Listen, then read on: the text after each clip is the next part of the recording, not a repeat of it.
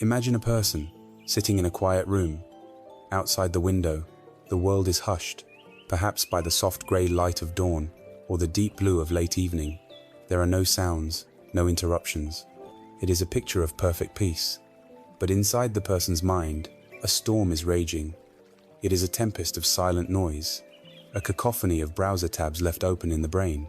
There is the ghost vibration of a phone that isn't ringing, the echo of a conversation from yesterday, the looping anxiety about a deadline next week.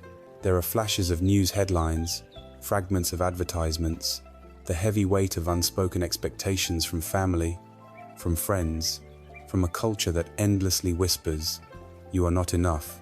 You need more. You must do more." This scene, this contrast between the stillness outside and the chaos within, is not an isolated case. It is the quiet, shared experience of our age. We live in a world that profits from our distraction, a world that has weaponized noise. Not just the audible noise of traffic and television, but the incessant, invisible noise of information, of comparison, of striving. We multitask our way through days, believing that being busy is the same as being alive, only to fall into bed at night, feeling strangely empty, our minds too tired to rest, yet too agitated to find peace. We have become strangers to ourselves, lost in a storm of our own making, and we have forgotten the sound of our own inner voice. We have forgotten what it feels like to simply be. But what if the solution isn't to shout louder than the storm? What if the answer isn't another app, another purchase, another distraction? What if the path forward is a path inward? What if the greatest strength is not found in action, but in stillness? There exists an ancient map for this journey, a set of tools crafted not for gods or saints, but for ordinary human beings, struggling with the ordinary, yet profound, challenges of life. This wisdom, found at the heart of the Buddhist path, offers not a dogma to believe, but a practical method to see for ourselves, a way to navigate the inner storm and find the unshakable sanctuary that lies at its center. This journey does not begin with a grand gesture. It begins with a single, radical act. The act of becoming silent, not an empty silence, but a listening silence. A silence that has the power to heal, to clarify, and to transform. A silence that is not an absence, but a superpower. We begin our journey not by looking outward, but by turning our attention inward, to the very source of our disquiet. And the first thing we notice when we do this, the first thing we truly encounter in the silence, is that it isn't silent at all. There is a relentless, unending chatter, a voice that leaps from a memory of something we said 10 years ago, to a worry about a meeting tomorrow, to a sudden urge to check our email, to a fragment of a song, to a judgment about the person sitting across from us, all within the space of a few seconds. This is the unquiet mind. In the traditions of the East, this phenomenon has long been given a wonderfully accurate and compassionate name, the monkey mind. It is a perfect metaphor. Imagine your mind is a grand, ancient tree with countless branches reaching in every direction. And in this tree lives a monkey, a restless, mischievous, and endlessly energetic creature. It never stays on one branch for more than a moment. It swings from a branch of regret to a branch of desire, to a branch of fear, to a branch of fantasy. It chatters incessantly, screeching at times, whispering at others, never ever still. For most of us, this is our constant, unexamined state of being. We have become so accustomed to the monkey's noise that we don't even realize it's there. We assume that this chaos, this inner monologue of madness, is simply who we are. It is the background radiation of our lives. The first, most crucial step on this path is to simply acknowledge this, without judgment. To recognize the monkey mind is not a sign of failure, it is a sign of waking up. It is the first glimmer of awareness, the moment you realize you are not the monkey, but the one who is watching it. It is essential to understand that this monkey mind is not your enemy. It is not a flaw in your design or a personal shortcoming. It is, in fact, the default setting of the human brain, a feature that has been honed by millions of years of evolution. Our ancestors survived because their minds were constantly scanning the environment, swinging from one thought branch to another. Is that a predator in the shadows? Where can I find food?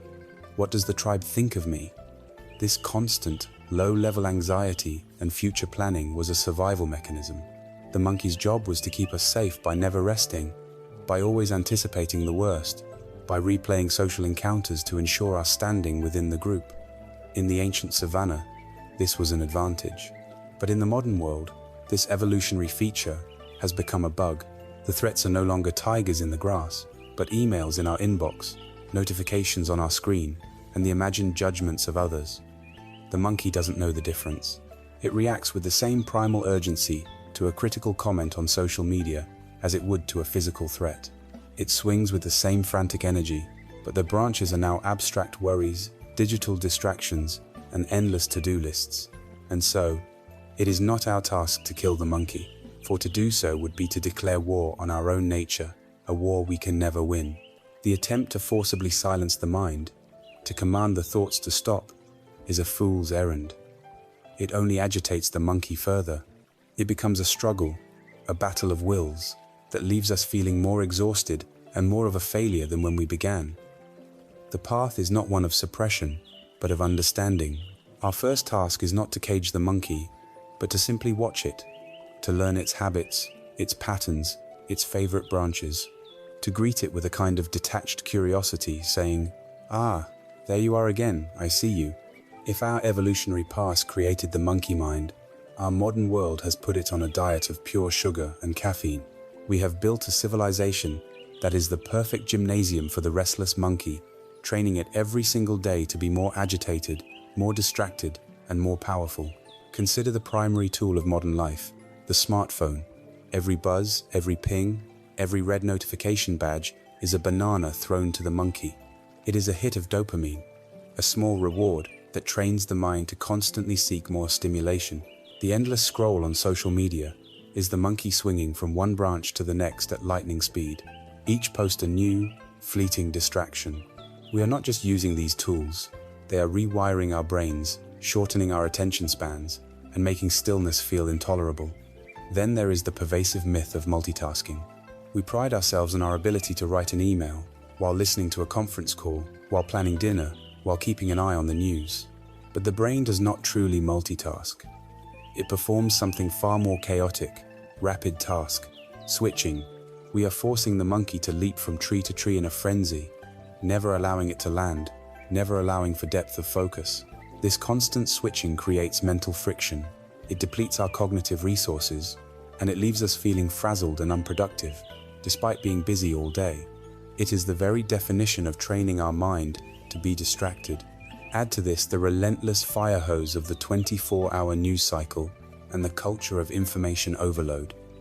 We are saturated with data, opinions, and crises from around the globe.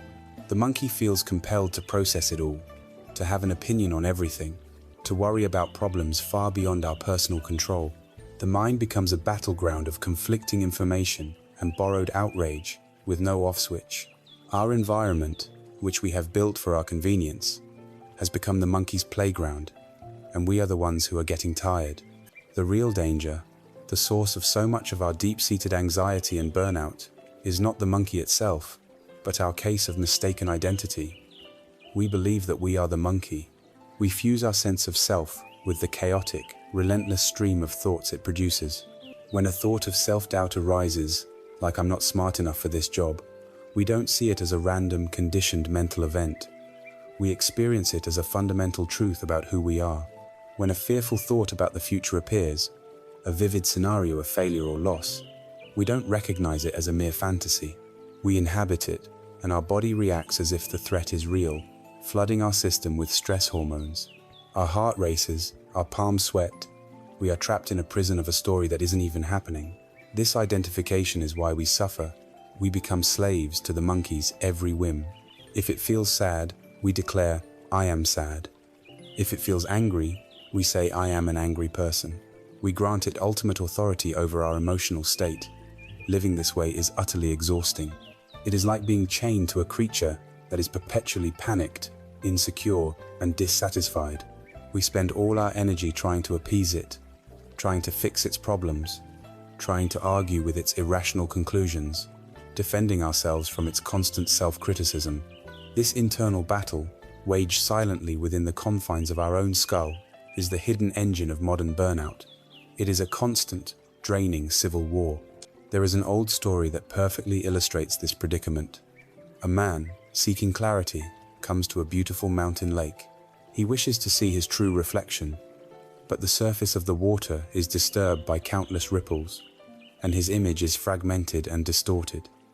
Annoyed by this, he decides to take matters into his own hands. He thrusts his hands into the water, trying to smooth the ripples, trying to force the surface into submission.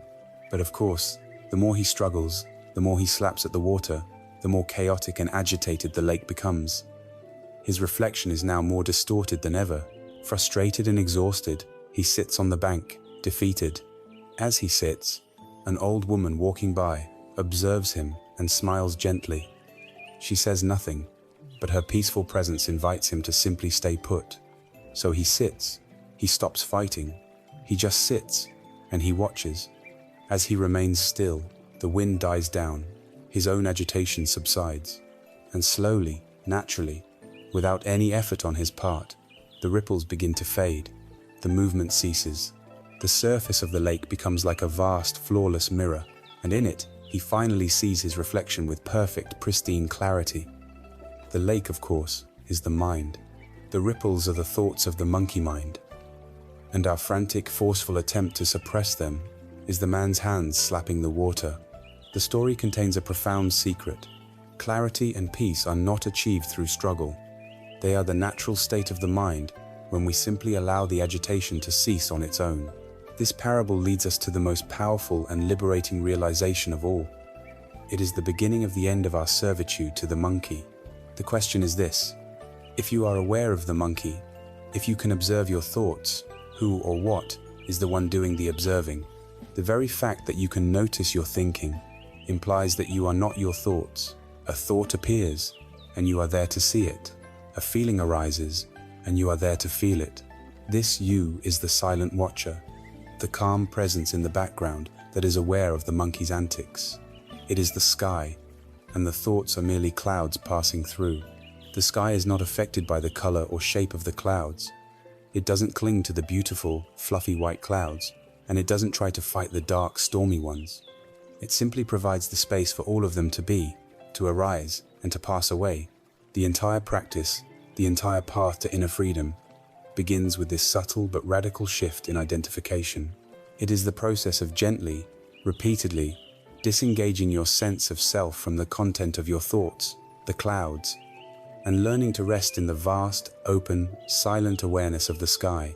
You are not the chatter, you are the stillness beneath it. You are not the monkey, you are the quiet, spacious tree that holds it with unconditional presence. And learning to inhabit this space, to be the watcher, is the first step in reclaiming your own mind and your own life. After observing the relentless chatter of the monkey mind, we begin to notice the emotional texture it leaves behind.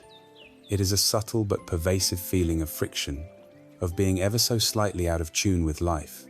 It is a quiet hum of dissatisfaction that persists even on our best days. This feeling, this fundamental human experience, is the subject of the Buddha's first great teaching, the first noble truth. And at its heart is a single, profound word, dukkha. Now, in the West, this word is almost always translated as suffering, and this translation, while not entirely wrong, is the source of a great misunderstanding. It makes the Buddhist path sound morbid, pessimistic, and life-denying. It conjures images of solemn monks fixated only on pain, ignoring all the joy and beauty the world has to offer. This is a profound misinterpretation. To truly understand this first truth, we must set aside the heavy, weighted blanket of the word suffering and explore the richer, more nuanced meaning of dukkha. Think of a beautifully crafted wooden wheel. If its axle is just slightly off-center, even by a millimeter, the entire cart will experience a constant, bumpy, jarring ride. The ride is not always agonizing, but it is never truly smooth. It is perpetually unsatisfactory. This is dukkha. It is the inherent friction of existence.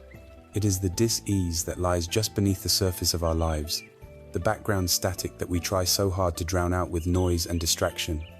It is not a denial of happiness. It is simply the honest, compassionate acknowledgement that life, by its very nature, includes this friction. The first noble truth is not a judgment.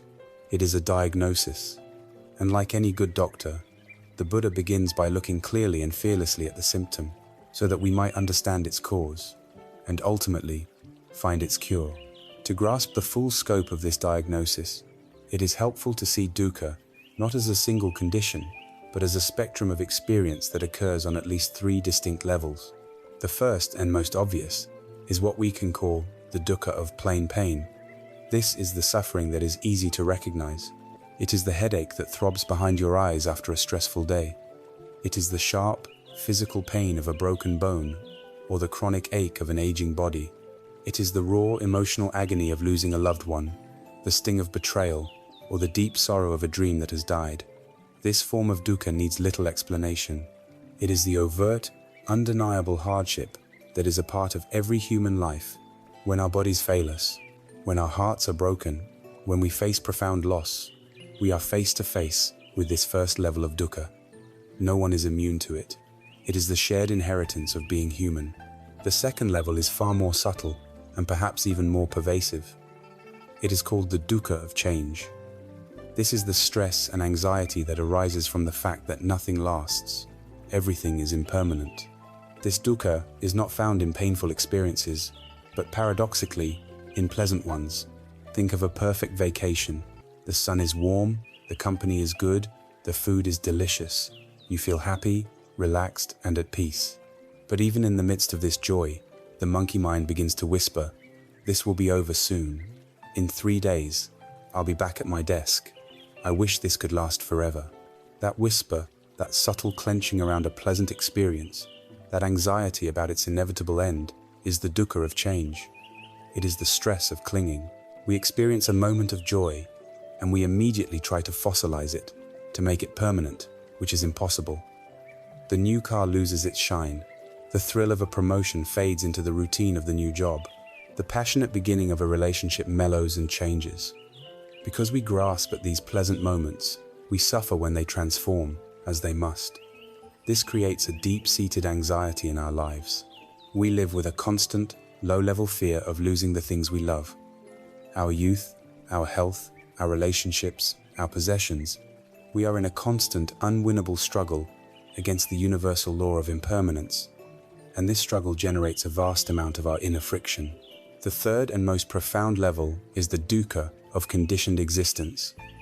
This is the deepest and most subtle form of unsatisfactoriness. It is the background hum. It's the feeling of incompleteness that can haunt us even when there is no overt pain, and even when pleasant things are not immediately changing.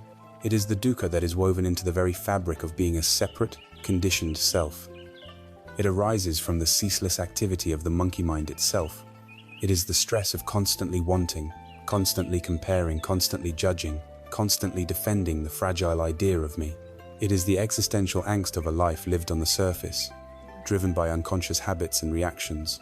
You can have everything the world tells you should make you happy, the perfect job, the beautiful house, the loving family, and still feel that something is fundamentally missing. This is the dukkha of conditioned existence. It is the vague but persistent sense that no matter what you achieve or acquire, it will never be quite enough to fill the void. It is the ultimate bumpiness of the wheel that is off axle, a condition that persists regardless of the terrain you are traveling on. It is this third level of dukkha that the Buddhist path is most profoundly designed to address, for it is the root of the other two. This three-leveled friction is not an abstract philosophy. It is the lived reality of our daily lives in the modern world.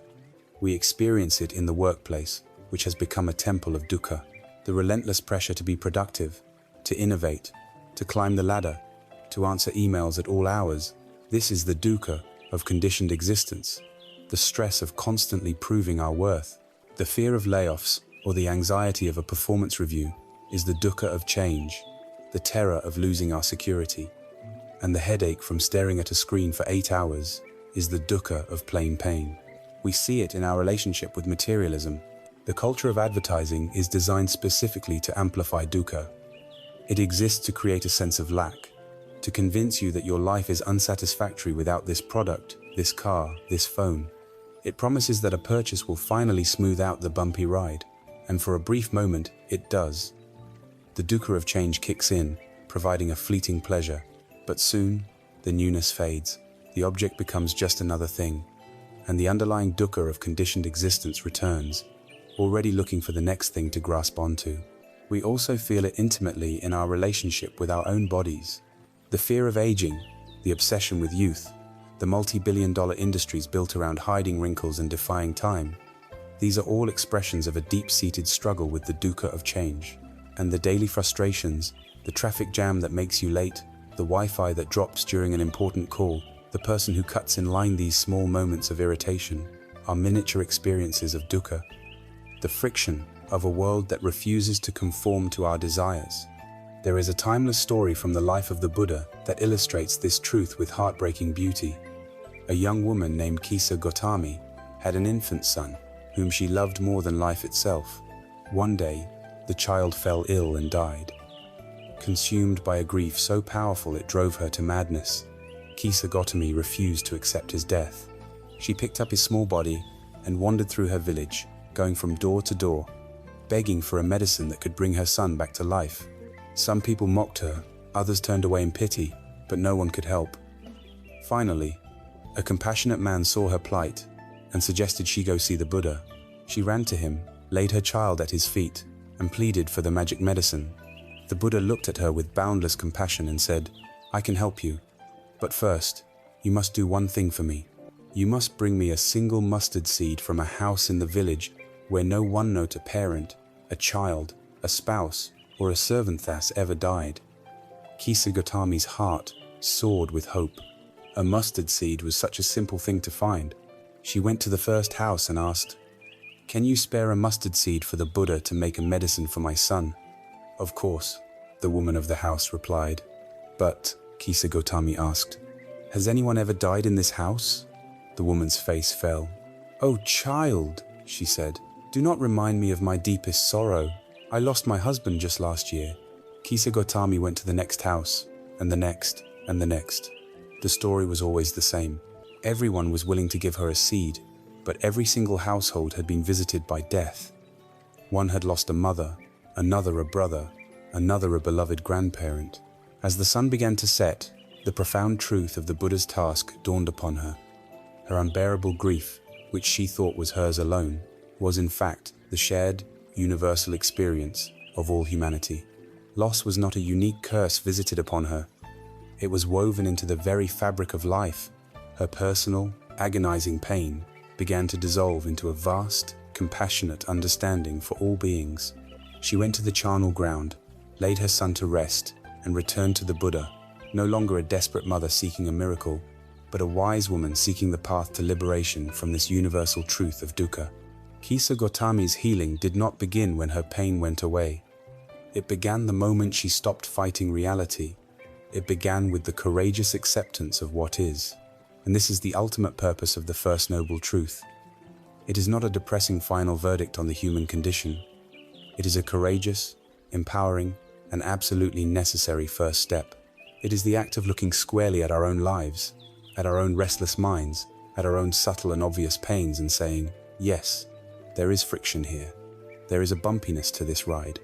In our modern world, we have become experts at avoiding this. We distract ourselves with entertainment, numb ourselves with substances, and busy ourselves with endless tasks, all in an effort to avoid looking directly at our own dukkha. But this avoidance is a cage. To acknowledge the truth of dukkha is to find the key to that cage. It is the bravest, most compassionate thing we can do for ourselves.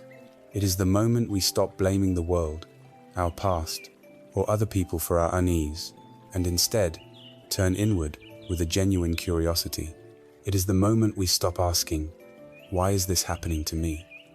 And begin to ask, this is happening. What is its nature, and is there a way through it? This honest, unflinching acknowledgement is the door through which we must pass to find the answers to those questions, answers which lie in the truths that are yet to come. Having looked directly at the symptom, the pervasive friction of dukkha, we are now standing on solid ground. We have acknowledged the reality of the bumpy ride. The physician has examined the patient. The next logical step, the one that separates true diagnosis from mere complaint, is to search for the cause. Why is the wheel off axle? Why is the mind so restless? Why do we experience this deep and persistent dissatisfaction? The Buddha's second great teaching, the second noble truth, answers this question with surgical precision. It states that the origin of our disquiet, the root cause of dukkha, is a force called tanha. This ancient Pali word is often translated as desire, but just as suffering fails to capture the nuance of dukkha, desire is a pale and misleading shadow of the power of tanha. The better translation is thirst. It is not a gentle wishing, but a deep, compulsive, and often painful craving. It is the unquenchable thirst of a person lost in the desert. It is the frantic grasping of a drowning man. It is the feverish, burning quality of addiction. Tanha is the relentless engine within the monkey mind, the force that propels it from branch to branch in its desperate, endless search for satisfaction.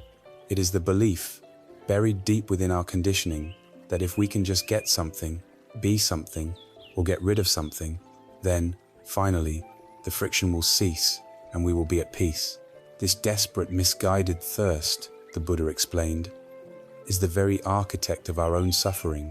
To understand this engine of dukkha, we must first recognize that this thirst is not a single, simple force. It manifests in our lives in three distinct, yet deeply interwoven ways. The first and most recognizable is kama-tanha, the thirst for sense pleasures. This is the craving that is directed outward toward the world of the senses. It is the desire for a delicious taste on the tongue, the longing for a beautiful sight to please the eyes, the urge to hear a pleasant melody, the need for a comforting touch or an attractive scent. In our modern world, this form of thirst is not just present, it is our dominant culture. It is the compulsive need to check our phones for the small pleasure hit of a new notification. It is the thirst for the next episode in a series, the next sugary drink, the next online purchase. It is the relentless pursuit of comfort, entertainment, and pleasant stimulation. We spend our days chasing these fleeting sensory highs, believing that a string of them, laid end to end, will somehow add up to lasting happiness. But the pleasure they provide is, by its nature, short-lived, leaving us with the aftertaste of emptiness and the re-emergence of the thirst, often stronger than before. The second form of this thirst is deeper and more personal. It is bhavatanha, the thirst for being, or the craving to become. This is not about what we can get, but about who we are, or rather, who we desperately want to be. It is the craving for existence itself, for identity, for a solid and lasting sense of self. It is the burning ambition to become successful, famous, respected, or loved. It is the subtle but powerful urge to solidify our story, to build a grand monument to me. This thirst fuels our obsession with status, our comparison with others, and our deep-seated fear of being insignificant, of being a nobody. It is the engine behind the carefully curated lives we present on social media, the tireless effort to construct an identity that is admirable and permanent. We thirst to become the person who is finally free from flaws, the one who has it all figured out. This craving for being is fundamentally a struggle against the reality of impermanence and no-self. We are trying to grasp smoke to build a house on a flowing river. It is an exhausting and ultimately futile project, and the inevitable gap between the self we crave to be and the person we actually are is a profound source of dukkha. The third face of this thirst is the shadow of the second. It is vibhavatanha, the thirst for non-existence, or the craving for annihilation. If bhavatanha is the pulling of things toward us, vibhavatanha is the violent pushing away. It is aversion. It is the intense craving for an unpleasant experience to cease. It is the anger that erupts when someone insults us, the frustration that boils when we are stuck in traffic, the deep-seated hatred for our own perceived flaws. It is the powerful desire to annihilate the feeling of boredom, of anxiety, of sadness. At its most extreme, this thirst for non-existence can manifest as self-harm or even the desire to end one's own life, which is the ultimate expression of the craving for the painful experience of the self to be utterly extinguished. This form of tanha is often overlooked. We see our anger or our hatred as justified reactions to the world, but from this perspective, they are just another form of burning thirst, the thirst for reality to be other than it is. These three currents of thirst, the craving for pleasure, the craving to become, and the craving to get rid of, for the triple fountain from which all our inner turmoil flows. The mechanism of tanha in our lives can be pictured as a giant, heavy pendulum. In the center, at the bottom of its arc, is a still point. This point represents balance, equanimity, and peace. But fueled by tanha, the pendulum of our mind rarely rests there. An object of desire appears a person, a promotion, a piece of cake. Immediately, kama tanha and bhava tanha are activated. The mind projects happiness onto the object, and thirst arises. We push the pendulum with all our might toward the side of craving. The journey up the arc is filled with the energy of wanting, of scheming, of striving, of hoping. If we get what we want, there is a brief, exhilarating moment at the peak of the arc, a moment of satisfaction. But the laws of physics and psychology are inescapable. The pendulum cannot stay there. It immediately begins to swing back down. The pleasure fades, and it swings past the peaceful center point and up the other side. This is the arc of aversion. Now, we are terrified of losing the thing we just acquired, or we are confronted with something unpleasant: criticism, pain, disappointment. Vibhava tanya is activated.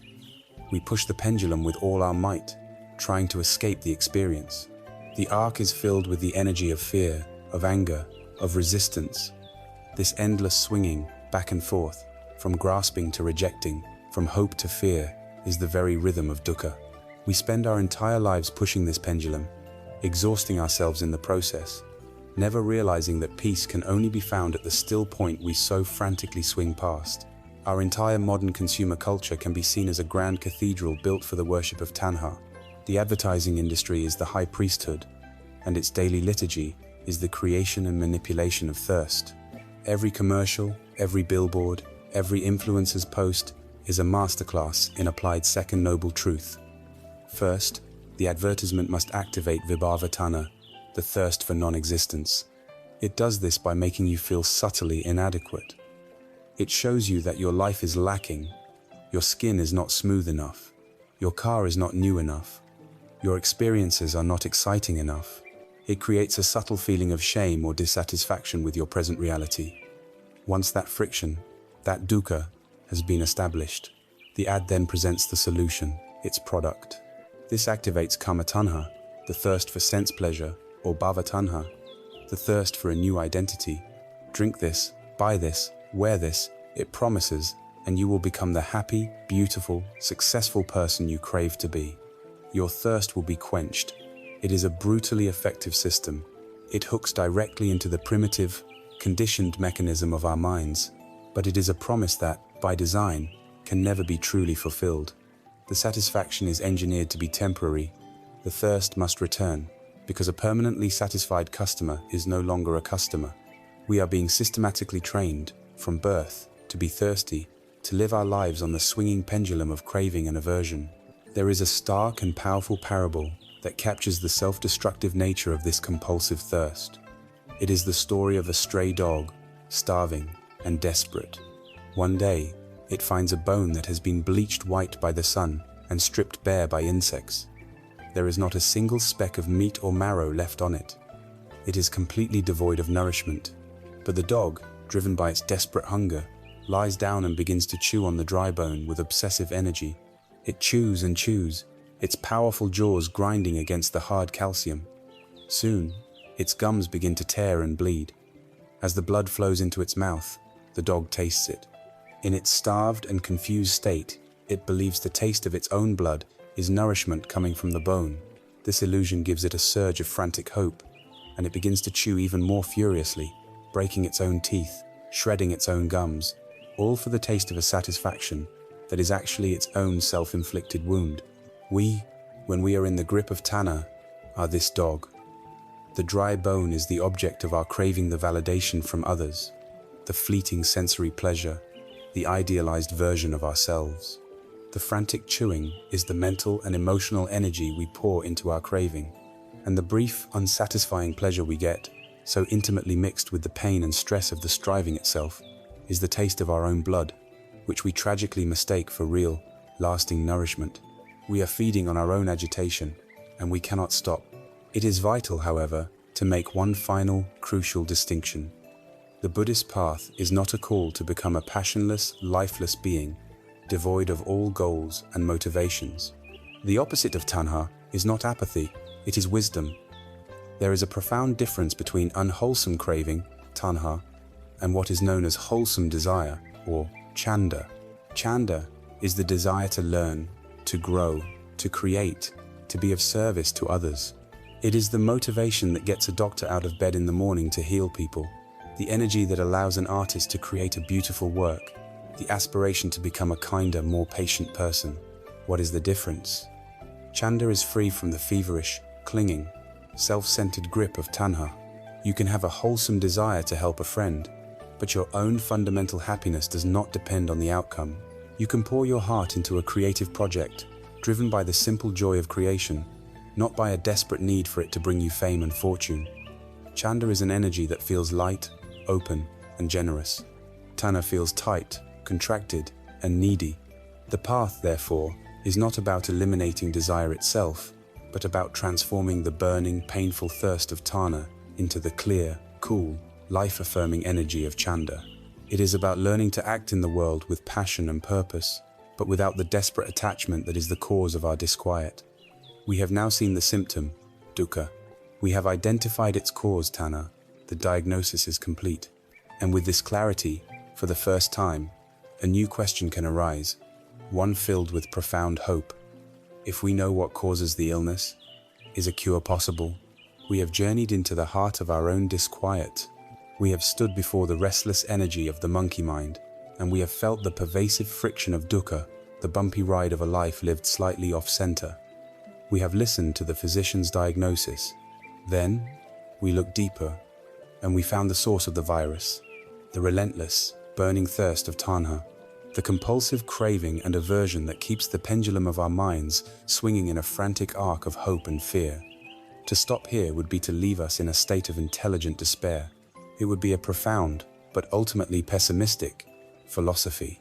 But the Buddha was not a philosopher interested in merely describing the human condition. He was a physician of the mind, and his purpose was not to describe the illness in perfect detail, but to cure it. And so, we arrive at the great turning point of this entire journey. This is the moment where the diagnosis transforms into a proclamation of hope. This is the third noble truth, the most joyful and liberating message ever offered to humanity. The cure exists. The friction can be eliminated. The thirst can be quenched. A complete cessation of dukkha is possible. This state of cessation is called nirodha, and it leads to a state known as nibbana or nirvana. This word, like suffering, is one of the most misunderstood concepts in the East-West dialogue. For many, nirvana conjures images of a distant, cloud-filled heaven, a reward for a virtuous life that one attains only after death. For others, it sounds like a terrifying annihilation, a state of nothingness where the self is utterly extinguished. Both of these interpretations miss the profound and practical beauty of what nibbana truly represents. The word itself literally means to extinguish, or to blow out, as one would blow out a candle flame. The crucial question is, what is it that is extinguished? The answer is simple. What is extinguished are the fires of tanha. The fire of greed is extinguished. The fire of hatred is extinguished. The fire of delusion and confusion is extinguished. It is not the extinguishing of the self, but the extinguishing of the fever that has gripped the self. It is not an escape to another place. It is a state of profound mental health and radical freedom that is to be realized and experienced right here in this very life. It is the end of the monkey mind's tyranny. It is the experience of the mind finally at rest, not in a dull or sleepy way, but in a state of vibrant, lucid, and unshakable peace.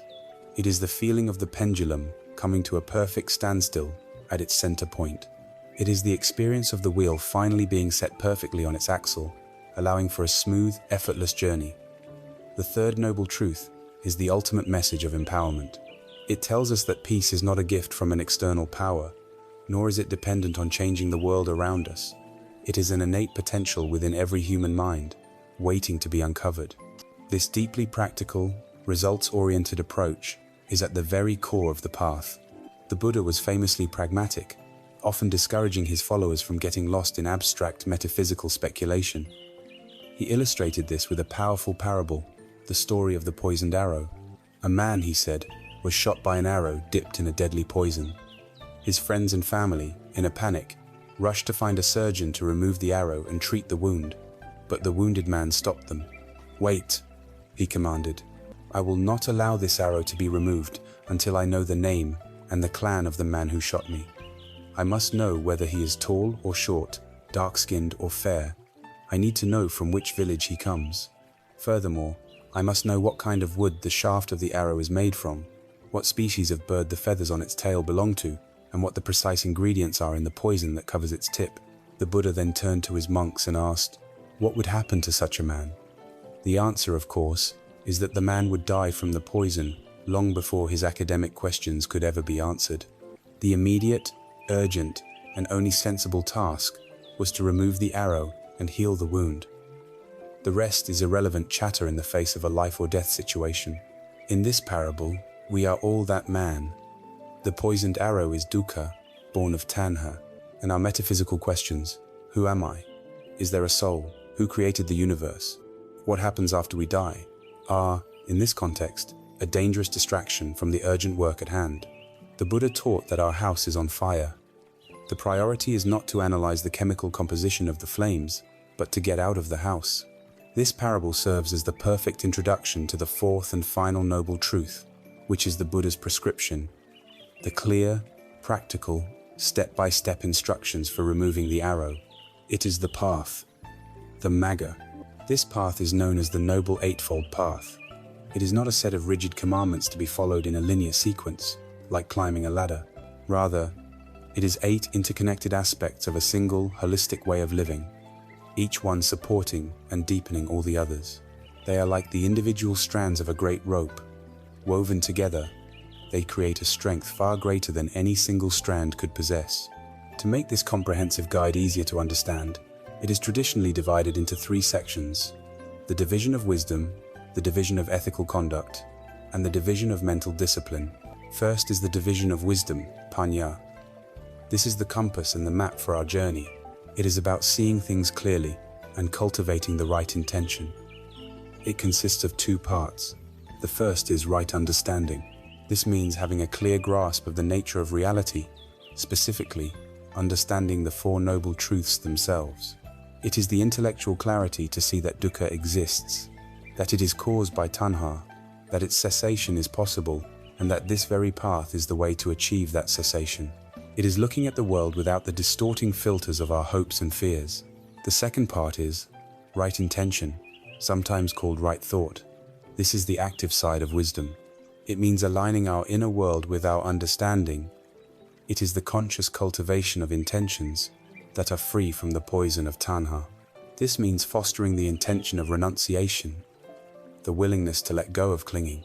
It means cultivating the intention of goodwill and harmlessness, actively wishing well for all beings, including ourselves. And it means fostering the intention of compassion, to resolve to respond to the suffering of the world, not with aversion, but with an open heart. Right understanding is the map. Right intention is setting our compass in the right direction before we begin to walk. Second is the division of ethical conduct, sila. This governs how we walk the path, how our inner wisdom manifests in our actions and our speech. It is about living in the world with integrity and causing no harm, which creates a mind free from the dukkha of regret and guilt. It has 3 parts. Right speech means communicating truthfully, kindly, and beneficially. It is the practice of abstaining from lying, from divisive or slanderous talk that sets people against each other, from harsh or abusive language, and from idle chatter that pollutes the stream of silence. The second part is right action. This is the commitment to behave in ways that respect the life and well-being of others.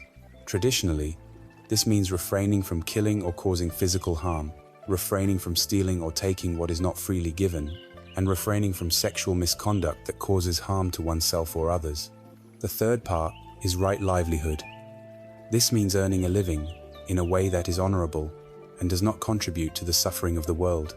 It is the avoidance of professions based on deception, such as false advertising, on exploitation, such as the slave trade or sweatshops, or on violence, such as the manufacturing of weapons. A life lived with sila is a life of outer peace. which creates the essential foundation for inner peace to grow. Third, and finally, we have the division of mental discipline, samadhi. This is the direct work of training the mind, of taming the monkey. This is the laboratory where we work directly with our own consciousness. It too has three parts. Right effort is the balanced and persistent energy required for this inner work. It is not a forceful, white-knuckled striving, but a gentle and continuous application of will. It is the effort to prevent unwholesome, negative states of mind from arising, the effort to abandon them if they have arisen, the effort to cultivate wholesome, positive states of mind, and the effort to maintain those positive states. The next part is right mindfulness, sati. This is the very heart of the entire path. It is the practice of maintaining a clear, non-judgmental, moment-to-moment awareness of what is happening as it is happening. This is the practice of watching the body, the feelings, the thoughts, and the underlying patterns of the mind. It is the practice of being fully present, of waking up from the dream of our compulsive thinking. The final element is right concentration, samadhi. As mindfulness and effort are developed, the mind becomes capable of deep states of focused attention. Right concentration is the ability to unify the mind, to gather all its scattered energies and focus them on a single point, leading to profound states of stillness, joy, and penetrating insight. This noble eightfold path is the Buddha's complete prescription for ending dukkha. It is a path of seeing, a path of behaving, and a path of training. Each part supports every other part in a beautiful, upward spiral of clarity and peace. We now have the diagnosis, the cause, the prognosis of a possible cure, and the full prescription. The journey ahead of us now is to move from theory to practice, to learn how to actually use this magnificent map that has been laid out before us. We will begin with the very heart of the practice, the foundation of mental discipline, the cultivation of right mindfulness. We now stand at the threshold of practice. The Noble Eightfold Path has given us the map, a complete and holistic guide for the journey out of dukkha. But a map, no matter how perfect, is useless until we take the first step. Our journey begins with the division of mental discipline, and at its very heart is the practice of right mindfulness. So, where do we begin this profound, life-altering work of training our own minds? The answer is not in a complex theory, an esoteric ritual, or a distant philosophy. The starting point is the most humble, intimate, and accessible thing we possess. It is the very first thing we did upon entering this world, and it will be the very last thing we do when we leave it. We begin with the breath. In the swirling, chaotic storm of the monkey mind, with thoughts of the past and anxieties for the future pulling us in 1,000 different directions, the breath is our anchor. It is the heavy, stable, and utterly reliable object we can tie the ship of our awareness to, preventing it from being endlessly tossed about on the waves of our conditioning. This foundational practice, known in the ancient Pali language as anapanasati, which simply means mindfulness of breathing, is the gateway to stillness. It is the simple, yet radical, act of coming home to ourselves, one breath at a time. The genius of choosing the breath as the primary object of meditation is multi-layered and profound. Firstly, and most practically, the breath is always with us. It requires no special equipment, no particular setting, no financial investment. It is the most democratic and portable tool for self-awareness imaginable. Whether you are in a quiet room, a crowded bus, a stressful board meeting, or a hospital bed, your breath is there. It is a constant, faithful companion. You do not need to seek it, for it is already happening. This utter accessibility makes it a perfect tool for a path that is meant for everyone, not just for monastics in secluded monasteries. Secondly, the breath exists only in the present moment. Think about it. You cannot breathe yesterday's breath. You cannot breathe a breath that you plan to take in 5 minutes. The physical, tangible sensation of the air entering your nostrils, filling your lungs, and then leaving your body is an event that is happening exclusively now. Therefore, to place your attention on the breath is, by definition, to bring your mind into the present moment. This is a direct and powerful antidote to the monkey mind, whose entire game is to drag you into the regrets of the past or the anxieties of the future. The present moment is the one place the monkey mind cannot easily survive, and the breath is our permanent, exclusive access pass to this sanctuary of the now. Furthermore, the breath acts as a magical bridge between the conscious and unconscious aspects of our being. For most of our lives, breathing is an automatic, involuntary process governed by the ancient parts of our brain. Yet, we can, at any moment, choose to take conscious control of it, to make it deeper or faster, or to hold it. This unique quality makes the breath a conduit, a gateway through which our conscious mind can begin to influence the vast, submerged continent of our autonomic nervous system. The breath is also a perfect, real-time mirror of our inner emotional state. When you are frightened or anxious, your breath becomes shallow, rapid, and constricted in the upper chest. When you are calm and relaxed, your breath naturally becomes deeper, slower, and centered in the abdomen. It is an unerringly honest barometer. While we can often fool ourselves and others about how we are feeling, the breath does not lie. By simply learning to observe the breath, we gain profound insight into our inner weather patterns. More powerfully still, this connection is a two-way street. Just as the mind affects the breath affects the mind. By consciously inviting the breath to become slower, deeper, and more regular, we can send a powerful signal of safety and calm back to the nervous system, effectively soothing the agitated monkey from the outside in. So, how do we begin this simple, transformative practice? First, we find a posture that embodies both dignity and ease. You can sit on a cushion on the floor, or sit upright in a chair with your feet flat on the ground. The key is to keep the spine relatively straight, but not stiff or rigid. Imagine a golden thread gently pulling the crown of your head toward the sky, allowing your vertebrae to hang freely. Let your shoulders relax, your hands rest gently on your lap, and your eyes softly close, or gaze unfocused at the floor, a few feet in front of you. This is a posture of being awake, yet relaxed. Then, we find our anchor point. This is the specific location where we will rest our attention. For many, the clearest sensation is at the tip of the nostrils, feeling the subtle coolness of the air as it enters and the slight warmth as it leaves. For others, the most prominent sensation is the gentle rise and fall of the abdomen as the diaphragm expands and contracts. There is no right or wrong answer. Simply choose the spot where the sensation of breathing is most vivid for you, and resolve to keep your attention resting there, as if it were a butterfly resting softly on a flower. Now comes the core instruction, which is a masterpiece of simplicity. Your task is not to control the breath.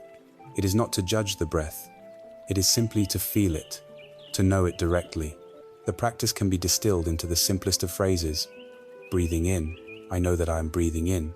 Breathing out, I know that I am breathing out. You are simply registering the raw physical sensations of this natural process. Feel the full duration of the in-breath, from its very beginning to its middle to its very end, and then feel the full duration of the out-breath as it dissolves back into the world. The quality of your attention should be one of gentle, open-hearted curiosity. Be like a scientist discovering a new phenomenon, fascinated by its every nuance. Or be like a loving mother listening to the gentle breathing of her sleeping child. There is no goal to achieve, no special state to attain. If the breath is short, you simply note, short breath. If it is deep, you note, deep breath. You are not trying to force it to be deep or calm. You are building a relationship of intimate, non-judgmental awareness with this most fundamental rhythm of life. Inevitably, within a few moments, you will discover the central truth of the untrained mind. It will wander. This is not a mistake. This is not a sign that you are a bad meditator. This is a guarantee. It is what minds do. You will be resting your attention on the breath, and suddenly you will find yourself composing an email, replaying a conversation, worrying about a bill, or planning your next vacation. You might be gone for seconds, or for many minutes, lost in a labyrinth of thought. The moment you realize this, the moment you become aware, oh, I am no longer with my breath. I have been thinking. That is the golden moment of the practice. That moment of waking up from the stream of thought is the moment of mindfulness. It is a moment of victory, not of failure. And what do you do in that moment? With the utmost gentleness and self-compassion, you simply acknowledge where you have been perhaps, with a soft mental note of thinking or wandering, and then you gently, kindly, and without any drama, escort your attention back to your anchor point, the physical sensation of the breath. That is all. The entire practice can be summed up in this loop. Rest your attention on the breath. Notice when it has wandered, and gently guide it back. Each time you do this, you are performing a single repetition of the most important exercise in the world. You are weakening the habit of compulsive distraction and strengthening the muscle of focused, intentional awareness. The wandering is not the obstacle to the practice. The wandering is the practice itself. The revered Zen master Thich Nhat Hanh often spoke of this quality of presence, using the simple act of washing the dishes. He said that if you are rushing through the washing of the dishes, thinking only of the cup of tea that awaits you afterward, then you are not truly alive during the time you are washing the dishes. You are a ghost, lost in the future. He taught that one should wash each dish as if it were the most important thing in the world. The purpose of washing dishes is not just to have clean dishes. The purpose is to be fully alive while washing them. It is the same with the breath. The purpose of watching the breath is not to achieve some future state of bliss or enlightenment. The purpose of watching the breath is to be fully, completely alive with this breath, right here, right now. This simple act of returning, again and again, to the anchor of the present moment has been validated by modern neuroscience. Studies have shown that this practice calms the amygdala, the brain's fear center. It activates the prefrontal cortex, the seat of wise decision-making. It strengthens the parasympathetic nervous system, our body's rest and digest mode, which counters the chronic fight or flight stress response that dominates so many of our lives. But beyond the scientific data is the lived experience. It is the experience of finding a place of refuge that is always available, a quiet center in the midst of life's storms. It is the discovery that no matter how far the mind has wandered, the breath is always there, waiting patiently, ready to welcome you home. Having discovered the breath as our anchor to the present moment, we can now begin to broaden our field of awareness. The breath has brought us home to the now. The next step is to explore the home itself. For most of us in the modern world, we live as though we are disembodied. We exist almost entirely in our heads, in the world of thought, analysis, planning, and worrying. We treat our bodies as mere vehicles, convenient taxis for carrying our brains from one place to another. We become so identified with the chatter of the monkey mind that we lose contact with the vast, intelligent, and feeling landscape of our own physical being. We have become estranged from our own home. The practice of the body scan is a formal, systematic, and deeply compassionate method for ending this estrangement. It is a journey of repatriation, a conscious pilgrimage through the inner landscape of our own flesh and bone. It is the practice of learning to inhabit our bodies once again, not as unfeeling objects, but as living, breathing, feeling organisms. It is a process of deep listening, of turning down the volume of the mind's chatter so that we can finally begin to hear the subtle, profound wisdom that the body is always speaking. The body is in a constant state of communication. It speaks to us not in words, but in the rich and nuanced language of sensation. Every emotion we experience has a physical signature: the knot of anxiety in the pit of the stomach, the tightening of the jaw in moments of anger, the heavy weariness in the shoulders under the weight of sadness, the open, expansive warmth in the chest that accompanies joy and love. These are not just poetic metaphors.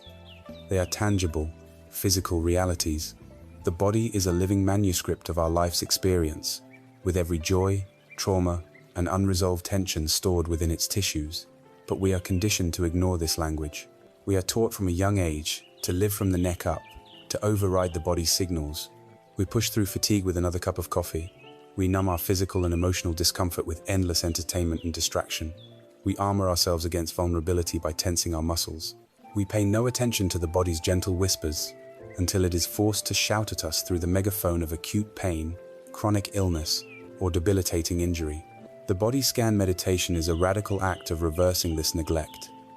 It is a commitment to finally stop and listen. It is an invitation to gently explore the entire territory of our physical self with the same kindness and curiosity we might offer a dear friend we haven't seen in many years. Let us begin this journey together. Find a posture where you can be comfortable and undisturbed for some time, either lying down on your back or sitting upright in a chair. Allow your eyes to gently close. Take a few slow, deep breaths, and with each exhalation, feel a sense of settling, of arriving in this moment, in this room, in this body. Now, gently gather your awareness, like a soft beam of light, and bring it all the way down, through your body, to the toes of your left foot. You do not need to move them or wiggle them. Simply bring your attention there. What do you feel?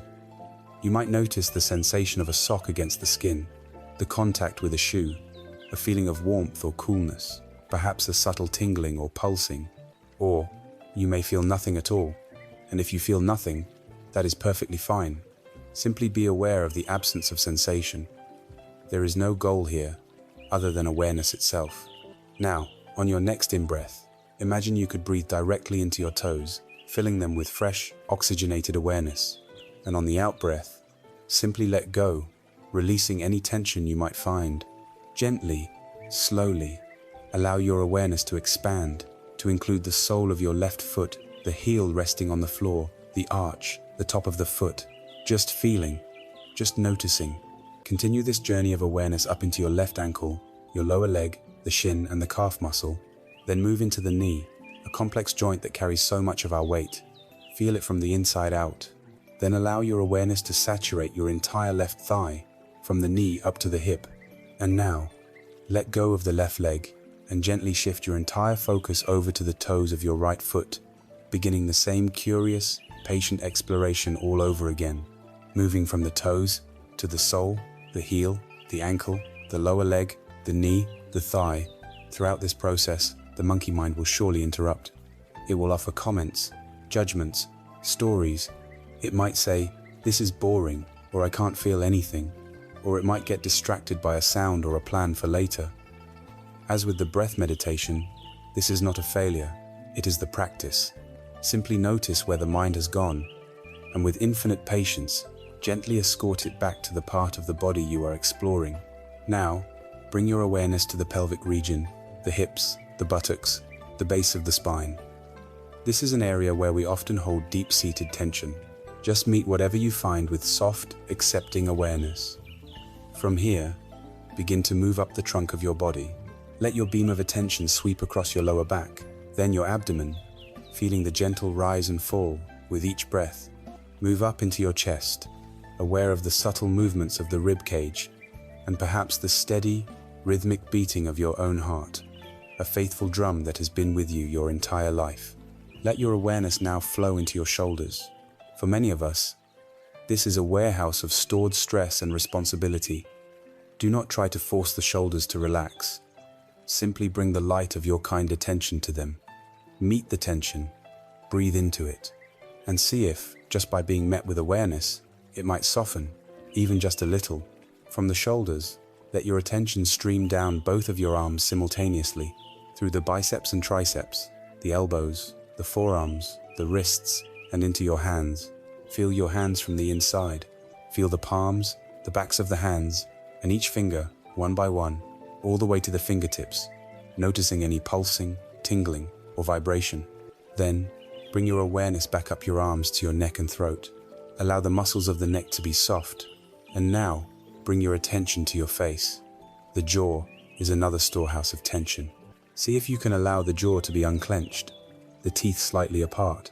Soften the muscles around your mouth, your cheeks. Let your tongue rest gently in the bottom of your mouth. Soften the tiny muscles around your eyes, the space between your eyebrows. Let your entire forehead be smooth and wide. Finally, bring your awareness to the very top of your head, the crown, and then, for a few moments, feel the entire body as one single, unified field of sensation, alive, humming, and breathing. There is a helpful way to think about this practice. Imagine that your body is the only house you will ever live in for your entire life. But for many years, most of us have been living only in the attic, the busy, chattering, thinking mind. We have neglected all the other rooms. The doors to the living room, the kitchen, the basement, have been closed for so long that we have forgotten what is inside.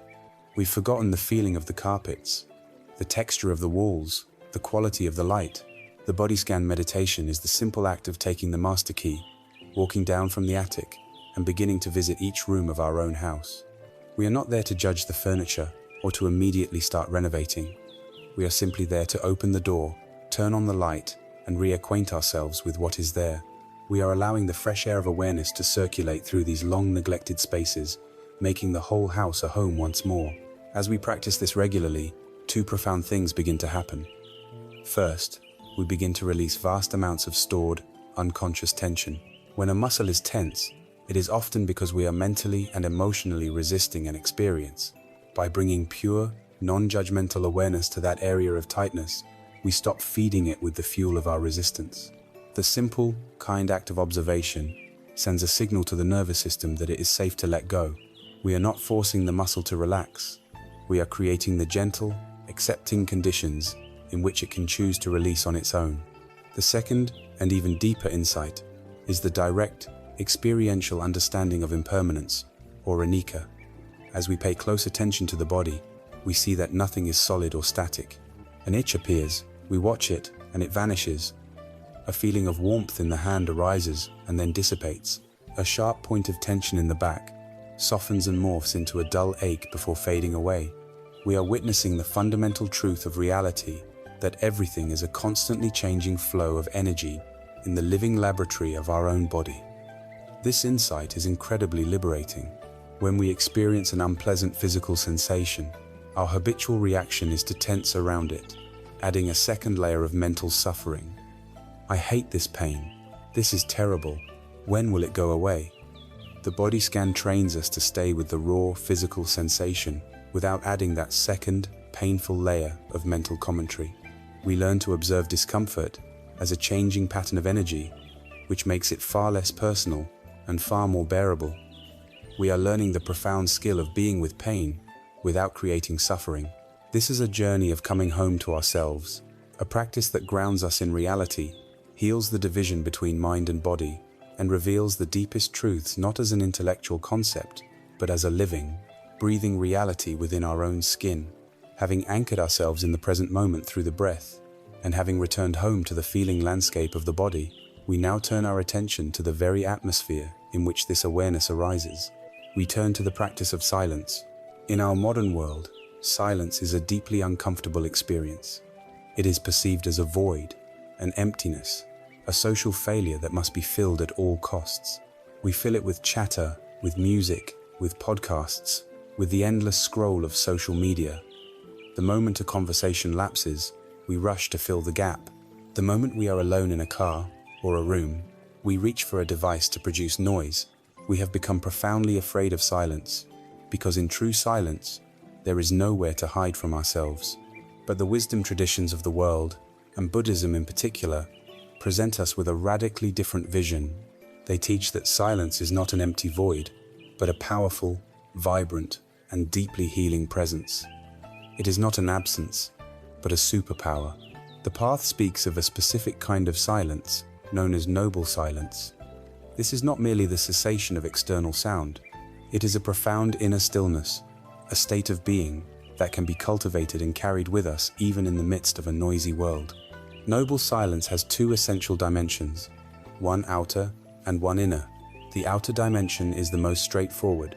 It is the silence of the voice, the conscious and intentional choice to refrain from speaking. For most of us, this is a radical act. We expend an enormous amount of our daily energy in talk. We narrate our lives. We offer opinions. We gossip. We complain. We defend our positions. We fill the air with words. To consciously decide to be silent for a period is to conserve a vast reserve of vital energy.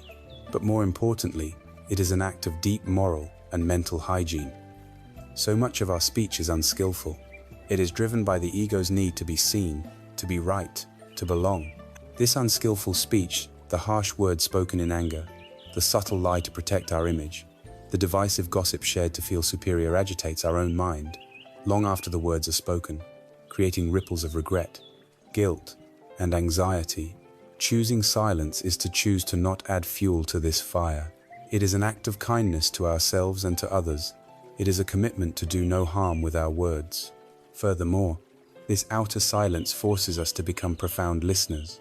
When you are not constantly formulating your next sentence in a conversation, you are free to truly hear what another person is saying. You can listen not just to their words, but to the emotions and needs behind their words. This is a gift of presence that is rarer and more valuable than any advice we could ever offer. The second dimension, however, is the very heart of the practice. This is the cultivation of inner silence, the silence of the mind. This is the gradual quieting of the incessant inner narrator, the voice of the monkey mind that we have come to know so well. It is the cessation of the relentless internal commentary that judges, analyzes, criticizes, and categorizes every moment of our experience. It is crucial to understand that inner silence does not mean having a completely empty mind, devoid of all thoughts. That is an impossible and unnecessary goal. Rather, inner silence is a quality of spaciousness. It is a state in which thoughts still arise, as clouds still arise in the sky, but we are no longer compulsively swept away by them. We are no longer identified with them. We are the vast, silent, open sky of awareness, and the thoughts are merely transient weather patterns passing through. This inner silence is the true sanctuary. It is the fruit of our mindfulness practice with the breath and the body. Each time we bring our wandering mind back to the anchor of the present moment, we are strengthening our capacity for this inner quietude. We are learning to rest in the background of awareness, rather than living in the foreground of our turbulent thoughts. This is the profound peace that lies on the other side of our fear of silence. It is not an emptiness, but a fullness of space filled with clarity, presence, and a deep sense of unwavering calm. One of the most transformative paradoxes of this practice is that by cultivating silence, we learn to hear for the first time. In the deafening noise of our ordinary lives, both outer and inner, we are functionally deaf to the most important signals. When we intentionally create silence, we begin to develop a new kind of hearing. Firstly, we learn to listen to ourselves. Buried beneath the endless to-do lists, the social pressures, and the constant stream of self-criticism is the quiet, subtle voice of our own intuition, the wisdom of our own heart. It is this voice that knows what we truly need, what genuinely nourishes us, and what is authentically our path. But its voice is a whisper, and it cannot be heard over the shouting of the monkey mind. In the spaciousness of silence, these whispers can finally emerge. We start to discern the difference between a genuine, deep-seated need and a fleeting, conditioned desire. We begin to understand the true source of our own agitation and the real path to our own well-being. We learn to trust the wisdom that is already within us. Secondly, and just as importantly, we learn to truly listen to others. As we mentioned, when we offer another person the gift of our silent, focused presence, we are giving them something incredibly precious. Think of a time when you truly felt heard by someone. It is likely that this person was not busy offering solutions, sharing their own similar story, or interrupting with questions. They were simply there, present and silent, creating a safe and expansive space for you to express yourself. This kind of listening has the power to heal. When a friend or loved one is in pain, our instinct is often to rush in and try to fix it, to fill the silence with reassuring words. But often, the most compassionate action is to simply be with them in their pain, to offer the silent communion of our presence which says, "I am here with you. I am not afraid of your sorrow. You are not alone." This can transform the entire dynamic of our relationships. It can turn a heated argument into a tender dialogue. It can turn a moment of conflict into an opportunity for deep, authentic connection. In the space of shared silence, defenses can be lowered and hearts can truly meet. This power is never more apparent than in moments of conflict. Our nervous systems are wired for reaction. When we feel attacked, criticized, or misunderstood, our primal brain takes over. The amygdala fires, a surge of adrenaline and cortisol floods our system, and we are thrown into a state of fight, flight, or freeze. In this state, there is no access to wisdom, compassion, or a wider perspective. We are a bundle of raw, reactive conditioning. The most common result is that we lash out with words that are designed to wound, words we almost always regret later. Noble silence offers us a tool of immense power in these moments. It is the practice of the noble pause. In that charged, electric space between the stimulus, the other person's words, and our conditioned response, we can choose to do nothing. We can choose to be silent. We can choose to take one conscious breath. This pause, which may only last for a second or two, is an act of profound spiritual rebellion. It is a refusal to be a slave to our own conditioning. In that brief gap, we break the circuit of reactivity. We allow the initial hormonal surge to crest and begin to subside. We give our prefrontal cortex, the seat of reason and empathy, a chance to come back online. From the space of that silence, we can then choose a response, rather than launching a reaction. We can choose a question instead of an accusation. We can choose a soft word instead of a sharp one. We can choose to listen instead of attacking. This single skill, the power to hold our silence in the fire of conflict, can save marriages, preserve friendships, and protect us from causing immense harm to ourselves and others. The Buddha himself demonstrated the profound teaching power of silence. There is a famous story of a wanderer who came to him and repeatedly asked a series of highly speculative, metaphysical questions. Does an enlightened being exist after death?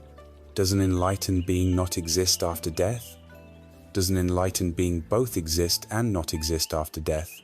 Does an enlightened being neither exist nor not exist after death? To this barrage of questions, the Buddha remained in perfect, serene silence. Later, his close attendant, Ananda, asked him why he did not answer. The Buddha explained that any answer he gave would lead to more confusion, not less. To say yes would be to affirm a permanent, eternal self, which is a view he rejected. To say no would be to affirm that the being is completely annihilated, another view he rejected. Both answers would feed the man's intellectual entanglement, rather than freeing him from his suffering. The Buddha's silence was not an admission of ignorance. It was a masterful and compassionate teaching. It was a way of saying, you are asking the wrong questions. You are like the man shot with a poisoned arrow, asking about the biography of the archer. Let go of these speculative thickets and attend to the urgent matter at hand, the uprooting of greed, hatred, and delusion from your own heart. In this instance, noble silence was the most profound answer possible. We can integrate this superpower into our own lives by making a formal commitment to it. We can start small. We might practice a silent commute, choosing to drive to work without the radio or a podcast, simply being present with the experience of driving. We could institute an hour of silence in our home each evening, a time when all devices are turned off and we simply read, stretch, or sit quietly. For a deeper experience, we can gift ourselves a half-day or even a full-day retreat at home, a day of noble silence, where we make the gentle commitment to not speak, to not consume any media, and to simply be with ourselves in a series of mindful activities, seating slowly, walking in nature, sitting in meditation, doing simple chores with full attention. This is like a deep cleanse for the nervous system. It allows the constant hum of stimulation to die down, creating a profound sense of rest and recharge. It is in this extended silence that we truly begin to hear. We begin to see how addicted we are to noise and distraction, and we begin to taste the deep peace and clarity that is our own true nature. Silence is not an absence to be feared. It is a presence to be cultivated. It is the rich, fertile soil from which wisdom grows. It is the canvas upon which the beauty of a quiet mind can finally be perceived.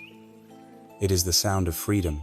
As we delve deeper into the practices of stillness, observing the breath, inhabiting the body, and embracing silence, a natural question may arise. A subtle resistance may surface in the modern mind, a mind conditioned to believe that value lies only in doing, in producing, in achieving. One might begin to wonder, is this path simply a retreat from life? Is the goal to become passive, inactive, and disengaged from the world and its responsibilities? This is a crucial and understandable misunderstanding. The wisdom of the Buddhist path does not advocate for a retreat from action, but for a transformation of the very energy from which we act. It teaches us not to stop acting, but to stop struggling.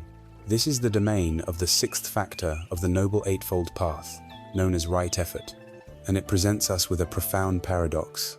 Our greatest effectiveness, our most creative power, and our deepest impact on the world arise not from frantic, stressful striving, but from a state of inner calm and focused stillness. Our culture worships at the altar of the hustle. It glorifies burnout as a badge of honor and equates busyness with importance.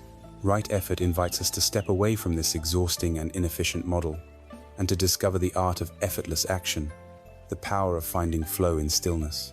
To understand this art, we must first understand what right effort truly means. It is not about gritting your teeth and applying more brute force to your problems. It is a far more intelligent, nuanced, and compassionate application of will. The classical teachings describe right effort as working in 4 distinct fields of our inner landscape. Think of yourself as the dedicated and wise gardener of your own mind. Your work, your effort, falls into 4 categories. The first is the effort to prevent. This is the work of wise prevention. As the gardener, you walk through your garden, and you know which conditions allow weeds to grow. You make the effort to prevent those conditions. In the mind, this is the effort to recognize the arising of unwholesome states like anger, jealousy, greed, or despair before they have a chance to take root and spread. Through mindfulness, we become familiar with our own triggers, the specific situations, people, or thoughts that tend to precede a negative emotional state. The effort to prevent is the wise action of skillfully avoiding that trigger, or if it cannot be avoided, meeting it with such conscious presence that the negative state never gets the chance to sprout. The second field is the effort to abandon. Sometimes, despite our best efforts, a weed sprouts. An unwholesome state has already taken root in the mind. Anger has arisen. Fear is present. Despair has taken hold. Right effort here is not about violent suppression, which is like trying to kill a weed by stomping on it, an act which often embeds the roots even deeper. Instead, it is the intelligent effort to abandon the state. This can be done in several ways. We can apply a direct antidote meeting anger with a conscious cultivation of loving kindness, or meeting fear with a reflection on all the times we have been safe. Or we can apply the wisdom of mindful, non-judgmental observation. We can simply watch the anger or the fear as a cloud of energy in the mind and body without feeding it with more stories. Deprived of the fuel of our identification, the unwholesome state will naturally exhaust itself and pass away. It is the wise and compassionate removal of the weed, root and all. The third field is the effort to cultivate. A wise gardener does not focus only on the weeds. They spend most of their time planting and nurturing beautiful flowers and nourishing vegetables. In the mind, this is the active and joyful effort to cultivate wholesome states that may not yet be present. It is the conscious decision to plant the seeds of kindness, compassion, generosity, joy, and equanimity. This is not a passive waiting for these qualities to appear. It is an active practice. We can dedicate time to metta meditation, consciously sending wishes of goodwill to ourselves and others. We can practice generosity by giving our time or resources. We can actively look for the good in others to cultivate joy. This is the deliberate beautification of our own inner world. The fourth and final field is the effort to maintain. When the gardener sees that a beautiful flower has bloomed, their work is not over. They must now make the effort to protect it from pests, to ensure it has enough water and sunlight. In the same way, when a wholesome state, such as a moment of genuine peace, clarity, or joy, arises in our mind, we apply the gentle effort to maintain and sustain it. We notice it, we appreciate it, we savor it. We protect it from the monkey mind, which will be eager to dismiss it or to immediately start worrying about something else. This effort allows these fleeting wholesome moments to deepen, to stabilize, and to eventually become abiding traits of our character. These 4 efforts, working in harmony, constitute a complete system for mental and spiritual cultivation. They are the essence of a wise and balanced energy. The importance of this balance between tension and relaxation was perfectly illustrated in a story from the Buddha's life. There was a monk named Sona who was exceptionally diligent. He was practicing walking meditation with such ferocious determination that the soles of his feet were cracked and bleeding. Yet he felt he was making no spiritual progress and was on the verge of giving up and returning to his old life. The Buddha, perceiving Sona's despair, visited him and asked, "Sona, I understand that before you became a monk, you were a masterful musician, renowned for your skill with the lute. Is this true?" Sona affirmed that it was. The Buddha continued, "Tell me, Sona, what would happen if you were to tune the strings of your lute so that they were excessively tight?" Sona replied, "Venerable sir, if the strings were too tight, they would be harsh to the ear and they would be liable to snap." "And what would happen?" the Buddha asked. "If the strings were too loose?" Sona replied, "If they were too loose, they would produce a dull, lifeless sound, or no sound at all." "And when," the Buddha asked, "did your lute produce a beautiful, clear, and harmonious melody?" Sona answered, "That was when the strings were tuned just right, neither too tight nor too loose. The Buddha smiled and said, "So it is, Sona, with the energy one applies to the spiritual path. If your effort is too tense, too strained, it leads to restlessness, agitation, and burnout. If your effort is too slack, it leads to laziness, complacency, and stagnation. The beautiful melody of wisdom and peace arises only when the energy is balanced, sustained, and well-tuned. This beautifully tuned state, this middle path of effort, is the fertile ground from which effortless action grows. In modern psychology, this experience has been given a name: flow. A flow state is a state of deep absorption where you become so fully engaged in an activity that everything else seems to disappear. Your sense of self, the nagging inner critic, the awareness of time passing, it all melts away. There is a merging of action and awareness. You are not thinking about what you are doing, you are simply doing it. This is the state of the skilled musician lost in their music, the artist absorbed in their painting, the rock climber focused only on the next handhold. It is a state of peak performance, but it feels completely effortless. The practices of mindfulness are the direct training for this state. By calming the distractions of the monkey mind and learning to place our attention where we want it, we create the inner conditions for flow to arise. Action that comes from a place of anxiety and ego is tight, rigid, and depleting. It is the feeling of forcing, of struggling, of pushing a giant boulder up a hill. Action that arises from a place of inner stillness and flow is relaxed, intuitive, and energizing. It is the feeling of steering a small boat in a river that is already flowing in the right direction. We are no longer fighting reality, we are dancing with it. We can bring this profound practice into our everyday lives through the simple, radical act of single tasking. The modern mind has been trained for distraction, and the myth of multitasking is its core dogma. In reality, multitasking is just task switching, a frantic process that shatters our attention, depletes our energy, and produces mediocre results. The antidote is to choose to do one thing at a time, but to do it with your whole being. Take a simple, mundane activity that you usually rush through. Perhaps it is washing the dishes. The next time you do it, make it your sole practice. Turn off the television, put away your phone, feel the warmth of the water on your hands. See the iridescent beauty of the soap bubbles. Hear the sound of the plate being rinsed clean.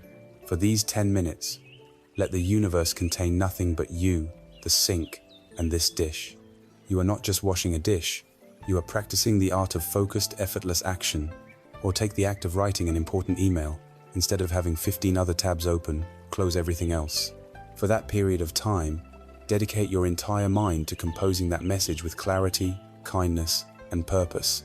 You will find that not only is the final product better, but the process itself becomes calmer and more satisfying. When you are with your child, be with your child. Put down the device, turn your body towards them, and listen not just with your ears, but with your whole presence. This is right effort in action. It is the application of well-tuned, non-distracted energy. By practicing in this way, we transform our entire day.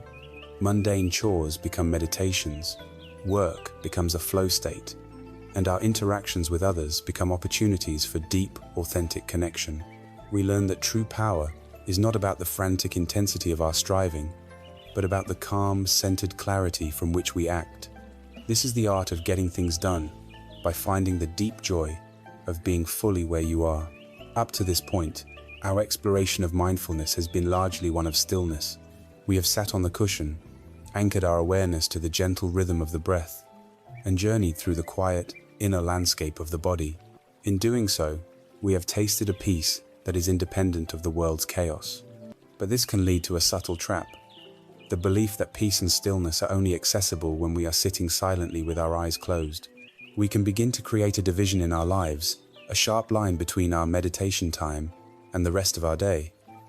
We feel calm on the cushion, but the moment we stand up and re-engage with the world, the monkey mind hijacks us once again, and the peace evaporates. The ancient and profound practice of walking meditation is the bridge across this divide. It is the revolutionary practice that teaches us how to take the stillness with us, how to weave the calm, spacious quality of our sitting practice into the very fabric of our movement. It shatters the false wall between meditation and life, showing us that any activity, Even one as simple and mundane as walking can become a vehicle for the deepest states of presence and insight. Walking meditation is an exceptionally valuable practice for several reasons. For those who find sitting still for long periods to be a great challenge, either due to physical pain, chronic restlessness, or a naturally energetic temperament, walking meditation can be a godsend. It provides an outlet for physical energy while simultaneously cultivating a calm and focused mind. It is a powerful way to ground ourselves, to feel a direct and tangible connection to the earth beneath our feet, which can be incredibly stabilizing when the mind is turbulent. Furthermore, the quality of awareness developed during walking meditation is often more easily transferable to our other daily activities. Life is movement.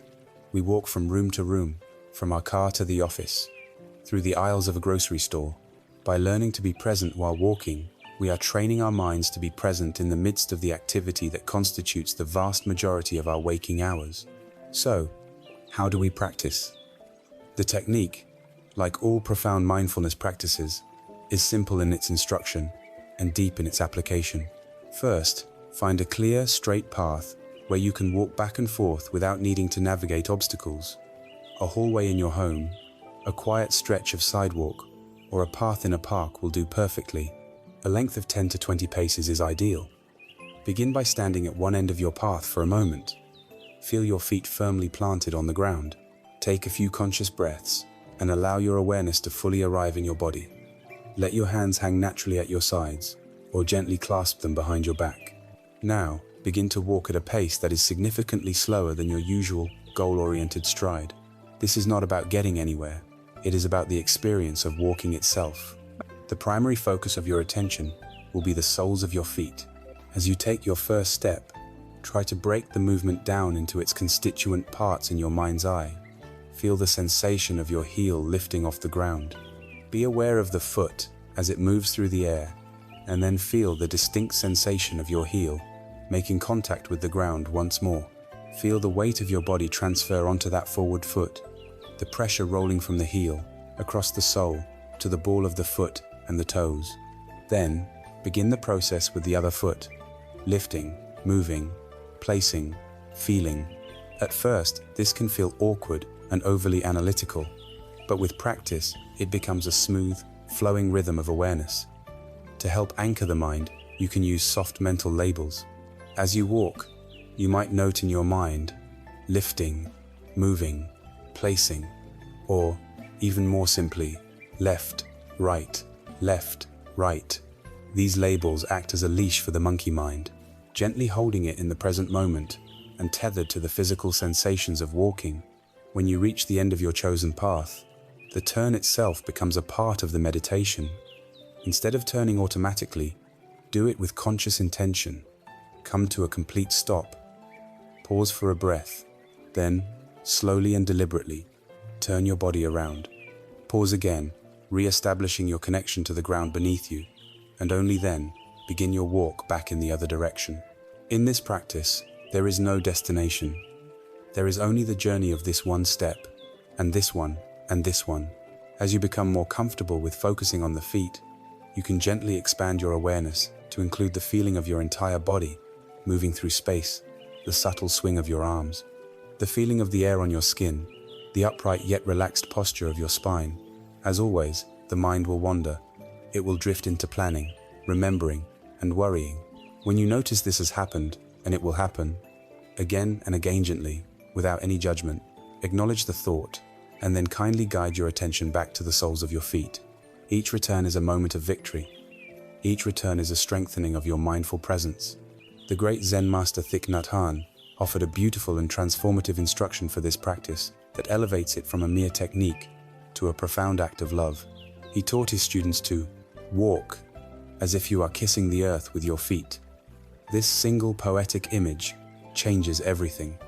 It reframes the practice entirely. You are no longer just a person walking back and forth in a hallway. You are engaged in an intimate, sacred dialogue with the planet that sustains you. Each step is no longer just a mechanical movement. It is a gesture of gratitude.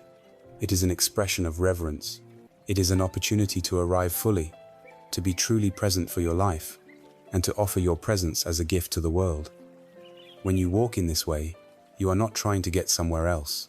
You are doing your best to arrive in the here and now. Each step is a miracle. Each step is a destination in itself. This way of seeing the practice infuses it with heart, with joy, and with a deep sense of connection. It answers the monkey mind's complaint of, why are we just walking in circles? With a powerful, silent truth. Because each circle, each step, is a chance to come home.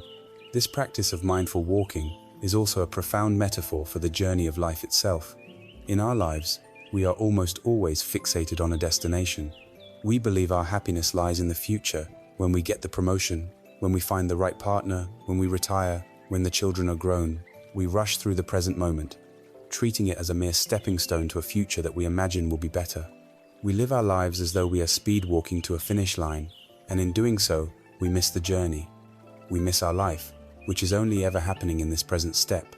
Walking meditation retrains us in the art of journeying. It teaches us that the entire point of the path is not to get to the other end. The point is the quality of awareness, care, and presence that we bring to each and every step along the way. If we take care of the steps, the destination will take care of itself. This is a direct experience of the entire eightfold path. We cannot leap to enlightenment. We can only take the single step that is right in front of us. And if we take that step with right mindfulness and right effort, that single step contains the entire path. This understanding alleviates so much of our spiritual anxiety. It frees us from the tyranny of, am I there yet? And delivers us into the simple, profound peace of, I am here now, taking this step. The beauty of walking meditation is that it can be seamlessly and invisibly woven into the fabric of a busy, modern life. You do not need to set aside an hour a day to walk slowly in circles, although that is a powerful practice if you can. You can learn to hide your meditation in plain sight.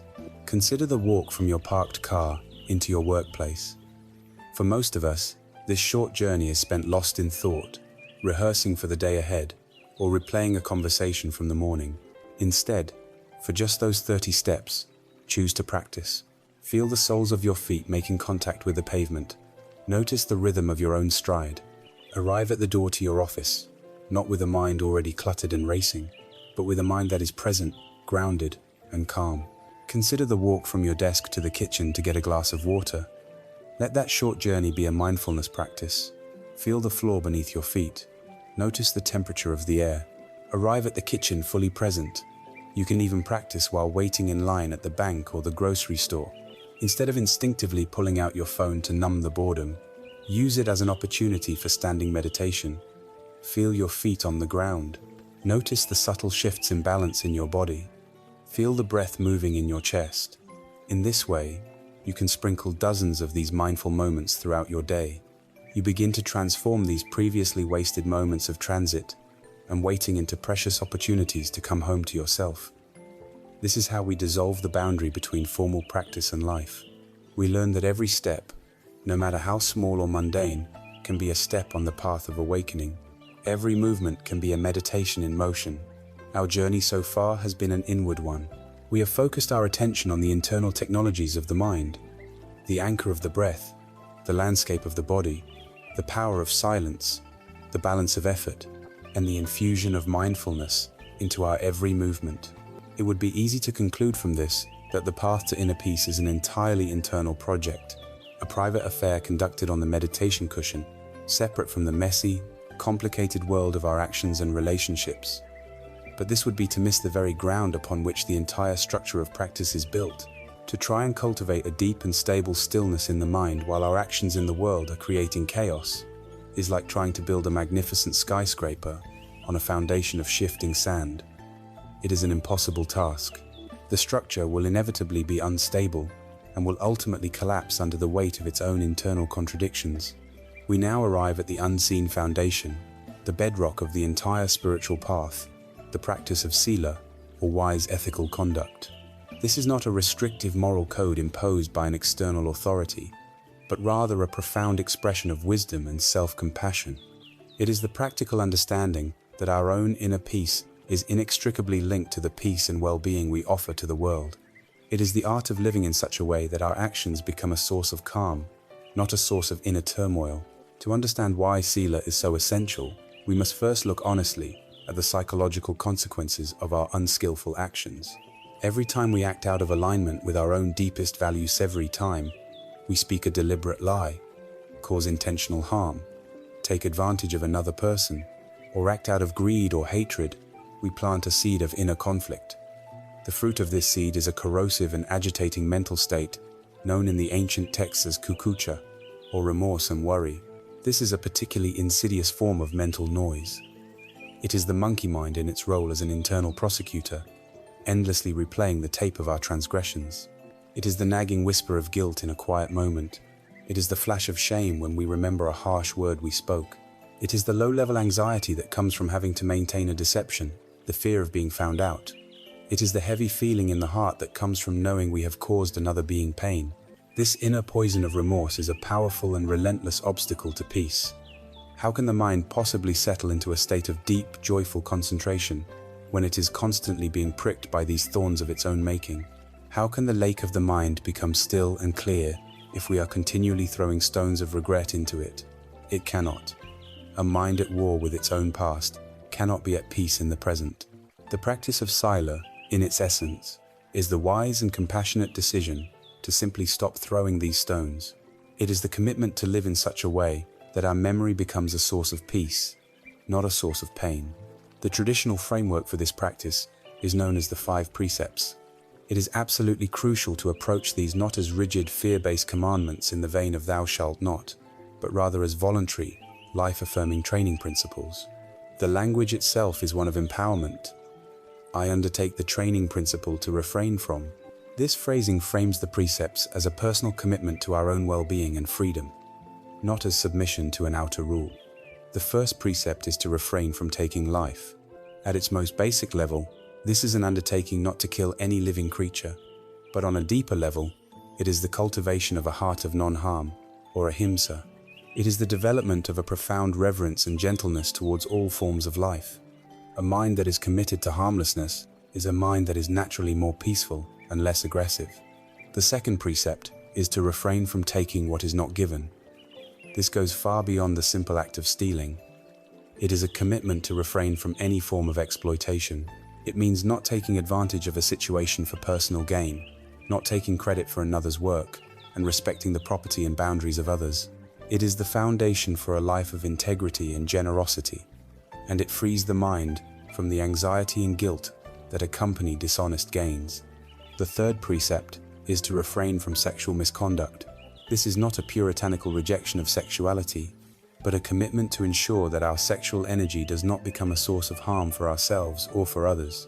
It means being honest and kind in our intimate relationships, avoiding deceit, exploitation, or any action that would cause emotional or physical pain to another. It is about bringing the same principles of mindfulness, respect, and non-harm into this powerful and intimate area of our lives, creating relationships built on trust and mutual well-being, rather than on selfish craving. The fourth precept is to refrain from false speech. As we have seen, our words have immense power. This training principle is a commitment to use that power skillfully. It means abstaining not just from outright lying, but also from slander that damages another's reputation, from harsh and abusive words that wound the heart, and from idle, divisive gossip that creates discord. It is a commitment to make our speech a vehicle for truth, for kindness, for harmony, and for healing, thereby creating a world around us that is more peaceful, and a mind within us that is clear and untroubled by the memory of harmful words. The fifth and final precept is to refrain from intoxicants that cloud the mind and lead to heedlessness. This is perhaps the most direct meditation technology of all the precepts. It is a pragmatic recognition that while we are making a great effort to sharpen the mind, to cultivate clarity and presence, it makes no sense to then deliberately consume substances that have the opposite effect. This is not a moral judgment on alcohol or other drugs, but a practical one. They induce a state of heedlessness, or pamada, which is the direct enemy of mindfulness, or appamada. They weaken our inhibitions, making it more likely that we will break the other four precepts. They create a dependency on an external substance for relaxation or pleasure, rather than cultivating those qualities from within. This precept is a powerful statement of our commitment to clarity, a declaration that we want to experience life directly, without a chemical filter. Undertaking these 5 trainings is like building a beautiful, protective fence around the garden of our mind, a fence that keeps out the most destructive forces, allowing the flowers of peace and wisdom to grow unhindered. The transformative power of Sila is dramatically illustrated in the story of Angulimala, whose name literally meant garland of fingers. He was a terrifying and brutal serial killer, consumed by such rage and delusion that he murdered countless people and wore their severed fingers as a grotesque necklace. He was the embodiment of a mind completely devoid of Sila. One day, the Buddha was walking calmly near Angulimala's forest. Angulimala saw him and thought, "Here is another victim." He began to run after the Buddha, brandishing his weapons. But a strange thing happened. Though the Buddha was only walking at a normal pace, Angulimala, running with all his might, could not catch up to him. Exhausted and bewildered, he screamed out, "Stop, ascetic, stop!" The Buddha, without turning, replied in a calm, clear voice, "I have stopped, Angulimala. It is you who have not stopped." This simple, profound statement struck Angulimala like a bolt of lightning. The Buddha explained, "I have stopped causing harm to living beings. I have laid down the sword. You are still running in the endless, painful cycle of violence and hatred. You are the one who has not stopped." In that moment, the weight of his own actions crashed down upon Angulimala. He saw the immense suffering he was causing, not just to others, but most of all, to himself. His murderous rage was a fire that was consuming his own heart. He threw down his garland of fingers, cast away his weapons, and bowed at the Buddha's feet, begging to become a monk. He was accepted into the monastic order, and from that day forward, he lived a life of absolute harmlessness. His inner transformation was complete. Though he later had to endure being stoned in the streets by the vengeful relatives of his past victims, he bore it with an unshakable peace, for the inner torment of remorse, which was a far greater agony, had been completely extinguished by the purifying power of his commitment to Sila. The story of Angulimala reveals a causal sequence that is central to the entire path. The Buddha taught that a life lived with wise ethical conduct, Sila, naturally and automatically gives rise to a beautiful psychological state, a mind free from remorse, or avapatisara. When you know that your actions and words have been kind and harmless, your conscience is clear. You have nothing to hide, nothing to regret, nothing to fear. A mind that is free from the agitation of remorse naturally experiences the arising of joy and gladness, or pamoja. It is simply easier to be happy when your heart is clean. This state of joy, in turn, is the perfect condition for the mind to become settled and focused. It is very difficult to concentrate a mind that is anxious and guilty, but very easy to concentrate one that is joyful and light. This leads directly to the arising of samadhi, or deep meditative concentration. And it is only a mind that is calm, stable, and concentrated that can act like a powerful lens, able to see into the true nature of reality with penetrating clarity. This is the arising of wisdom, or panna. Sila is the stable ground. Samadhi is the steady telescope placed upon that ground, and panna is the clear, seeing that the steady telescope allows.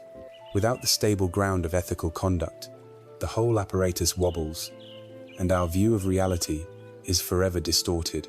Living an ethical life is not a moral prerequisite. You must pass before you are allowed to meditate.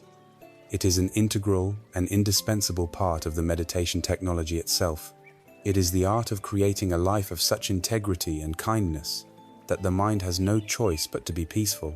Having laid the firm, cool foundation of ethical conduct, Sila, and having sharpened the mind through the disciplined practices of concentration and mindfulness, we now arrive at the radiant heart of the path. If the practices we have explored so far can be seen as clearing and tilling the soil of the mind, what we are about to explore is the planting of the most beautiful flowers. The path to liberation is not merely a cognitive or disciplinary project. It is not a cold, austere ascent to a mountain peak of intellectual understanding. It is a path of profound emotional transformation, for wisdom without warmth can be dry and brittle, and clarity without kindness can lead to a state of detached indifference. The path is a marriage of a clear mind and an open, boundless heart. We begin this opening of the heart with the foundational practice of metta, a Pali word most often translated as loving kindness. In a world that so often feels cynical, divided, judgmental, and cold, The active cultivation of metta is a revolutionary act. It is the direct and powerful antidote to anger, to resentment, to loneliness, and to fear. It is the systematic training of the heart to become a source of unconditional warmth and benevolent goodwill for ourselves and for all living beings. Before we learn how to cultivate metta, it is essential that we understand what it is and what it is not. The English phrase loving kindness can be misleading, as can the simple word love, which is laden with a vast and often confusing array of cultural baggage. Metta is not the romantic, passionate love that is so often the subject of our songs and stories. Romantic love is frequently conditional, selective, and based on attachment and a desire to possess. It often says, "I love you because you make me feel good," and it can quickly turn to pain or anger when those conditions are no longer met. Metta is also not simply liking someone, approving of their actions, or feeling a sentimental affection. It is a far more stable, deep, and unconditional quality. The best way to understand metta is as a boundless, benevolent friendliness. It is a steady, unwavering, and selfless wish for any living being to be happy and free from suffering. Think of the way the sun shines. The sun does not decide who is worthy of its warmth. It shines on the saint and the sinner, the flower and the weed, the rich and the poor, all without discrimination. Its nature is simply to radiate warmth. Metta is the training of the human heart to become like the sun. It is a goodwill so vast and impartial that it can hold everyone, including ourselves, within its gentle embrace. It is not a fleeting emotion that we must wait for passively. It is a skill that can be learned, a muscle that can be strengthened, a quality of consciousness that can be cultivated through dedicated practice, known as metta bhavana, the cultivation of loving kindness. This practice traditionally unfolds in a series of stages, like the gentle ripples expanding outward from a stone dropped in a still pond. We begin by finding a comfortable and dignified posture, the same as we would for breath meditation. We allow the body to settle and the mind to quieten. The first stage, and in many ways the most crucial and difficult for people in the modern world, is to direct the loving kindness towards ourselves. We cannot offer water to others from a well that is dry. We cannot offer genuine peace to the world if we are at war with ourselves. For many of us, our inner landscape is dominated by a harsh inner critic, a voice of relentless self-judgment. The first step in metta is to begin to counter this voice with one of unconditional friendliness. We silently, gently begin to repeat a series of phrases directed at our own being. The classic phrases are, "May I be safe," "May I be healthy," "May I be happy," "May I live with ease." As you repeat these phrases, try to connect with the sincere intention behind them. It does not matter if you do not feel a grand emotion at first. The practice is about the gentle, persistent repetition of the intention. May I be safe from inner and outer harm. May I be healthy in body and in mind. May I be truly happy and content. May I move through my life with a sense of grace and ease, free from struggle. We offer these phrases to ourselves as a soothing balm, as a gift of profound self-acceptance. Once we have spent some time establishing a foundation of kindness for ourselves, we move to the second stage. We bring to mind a benefactor or a dearly loved one. This should be someone for whom it is very easy to feel warmth and gratitude. A close friend, a supportive family member, a respected teacher, or even a beloved pet. Picture this person in your mind's eye. See them smiling and happy. Then, with a genuine feeling of warmth, direct the same phrases of metta toward them. May you be safe. May you be healthy. May you be happy. May you live with ease. Allow your heart to naturally open and radiate this feeling of goodwill toward this cherished being. Feel the joy that comes from sincerely wishing another well. In the third stage, we begin to stretch the muscle of the heart. We bring to mind a neutral person. This is someone we might see regularly, but for whom we have no strong feelings, positive or negative. It could be the cashier at the grocery store, the mail carrier, a person we see on our daily commute. We often move through our world seeing such people not as full human beings, but as mere functions or objects in the background of our lives. This stage is designed to break down that wall of indifference. We bring this neutral person to mind, and we extend the very same heartfelt wishes to them. May you be safe. May you be healthy. May you be happy. May you live with ease. In doing this, we are acknowledging their humanity. We are recognizing that they, just like us, wish to be happy and free from suffering. We are training our minds to see the world not as a collection of strangers, but as a community of fellow beings. The fourth stage is the most challenging, and therefore the most transformative. We are asked to bring to mind a difficult person. This is someone with whom we have conflict, friction, or resentment. It might be a frustrating colleague, an estranged family member, or someone who has hurt us deeply. The instruction here is very subtle and important. The goal is not to force ourselves to like this person. It is not to condone their harmful actions, or to pretend that the hurt did not happen. The practice is far more profound.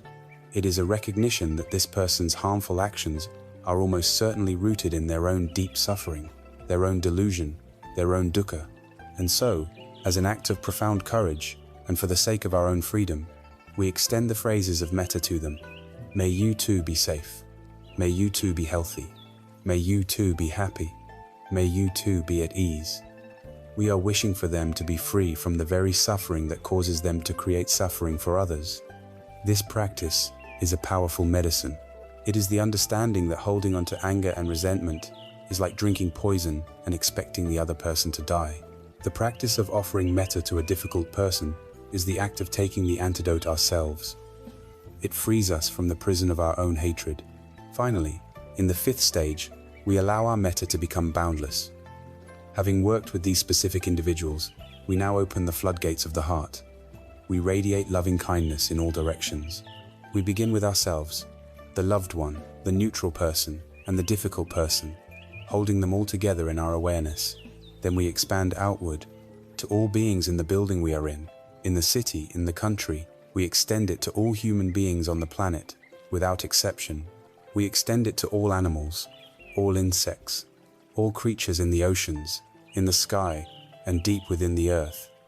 We radiate it to all beings seen and unseen, in all realms of existence. May all beings everywhere, without exception, be safe. May all beings be healthy. May all beings be happy. May all beings live with ease. In this final stage, we dissolve the boundaries of self and other, and we rest in the simple, powerful truth of our interconnectedness. We are part of one vast family of life, and our deepest wish is for the well-being of all. The sheer power of a heart imbued with metta is illustrated in a dramatic story from the life of the Buddha. His jealous cousin, Devadatta, consumed by a desire to usurp the Buddha's position, plotted to have him killed. He arranged for Nalagiri, a notoriously ferocious and powerful elephant, to be intoxicated and then released onto the narrow street where the Buddha was walking. When the townspeople saw the enraged elephant charging, they screamed and fled in panic. The Buddha's loyal attendant, Ananda, in a brave but misguided act, tried to stand in front of the Buddha to shield him, but the Buddha gently moved him aside and stood his ground, facing the charging beast alone. He showed no trace of fear. Instead, he stood perfectly still and radiated a powerful silent wave of pure metta directly at the enraged animal. As Nalagiri thundered closer, it began to feel this immense, tangible field of unconditional goodwill and safety. Its intoxicated rage began to subside. Its gait slowed from a charge to a trot, then to a walk. Finally, it came to a complete stop just before the Buddha, and in a gesture of submission and reverence, it knelt down before him, completely pacified. The metaphor is clear. The raging elephant is the ferocious energy of anger, hatred, and fear that resides within our own hearts and in the world around us. These forces cannot be defeated by meeting them with more aggression. They cannot be suppressed by force. They can only be tamed by the fearless, unwavering, and boundless power of loving kindness. This ancient practice is now being validated by modern neuroscience. Researchers like Richard Davidson have studied the brains of long-term meditators who specialize in compassion and loving kindness practices. Their findings are remarkable. These practices have been shown to cause tangible changes in the brain's structure and function, a phenomenon known as neuroplasticity. They found significantly increased activity in the left prefrontal cortex, an area of the brain strongly associated with positive emotions like happiness and enthusiasm. They observed a strengthening of the neural circuits related to empathy and our ability to tune into the emotional states of others. Most remarkably, they measured a dramatic increase in high-frequency gamma wave activity, which is associated with heightened states of awareness, bliss, and consciousness. This is powerful evidence that metta is not just a form of positive thinking. It is a rigorous mental and emotional training that literally reshapes our brain for happiness, compassion, and deep social connection. It is the practice that melts the protective armor around our own hearts, dissolving the painful illusion of separation and allowing us to meet every moment and every being, not with fear and judgment, but with an open, courageous, and profoundly loving presence. From the boundless, sun-like warmth of loving kindness, metta, there naturally arises its essential companion. If metta is the sincere wish for all beings to be happy and well, then its sister quality is the heart's direct and active response when it encounters a being who is not happy, who is in pain. This is the second of the 4 divine abodes, or Brahmaviharas, and it is known as karuna. The word is most often translated as compassion, but again, this single English word can feel flat and fail to capture the visceral, embodied nature of the experience. A more poetic and accurate translation of karuna is the trembling or quivering of the heart in the face of suffering. It is not a thought or an idea, it is a felt response. It is the somatic tremor of an open heart as it comes into contact with the pain of another. Immediately, for many of us, this idea can evoke a sense of fear. Our world is saturated with suffering. To open ourselves to it, to allow our hearts to tremble, seems like a recipe for overwhelm and burnout. We are afraid that if we truly let in the pain of the world, we will be drowned by it. And so, we build walls. We numb ourselves, we distract ourselves, we look away. We cultivate a strategic indifference simply to survive the daily onslaught of bad news. But the path of karuna offers a different way. It teaches that true compassion is not a weakness that drains us, but a profound and sustainable strength. It is the source of our courage, the engine of our resilience, and the only force powerful enough to allow us to face the reality of suffering without being destroyed by it. To understand this strength, we must first make a critical distinction between compassion and its more common, and far less helpful, relative, pity. On the surface, they can look similar, but at their core, they are worlds apart. Pity arises from a place of separation and perceived superiority. When we pity someone, we look down upon them from a safe distance. The energetic message of pity is, "Oh, you poor thing.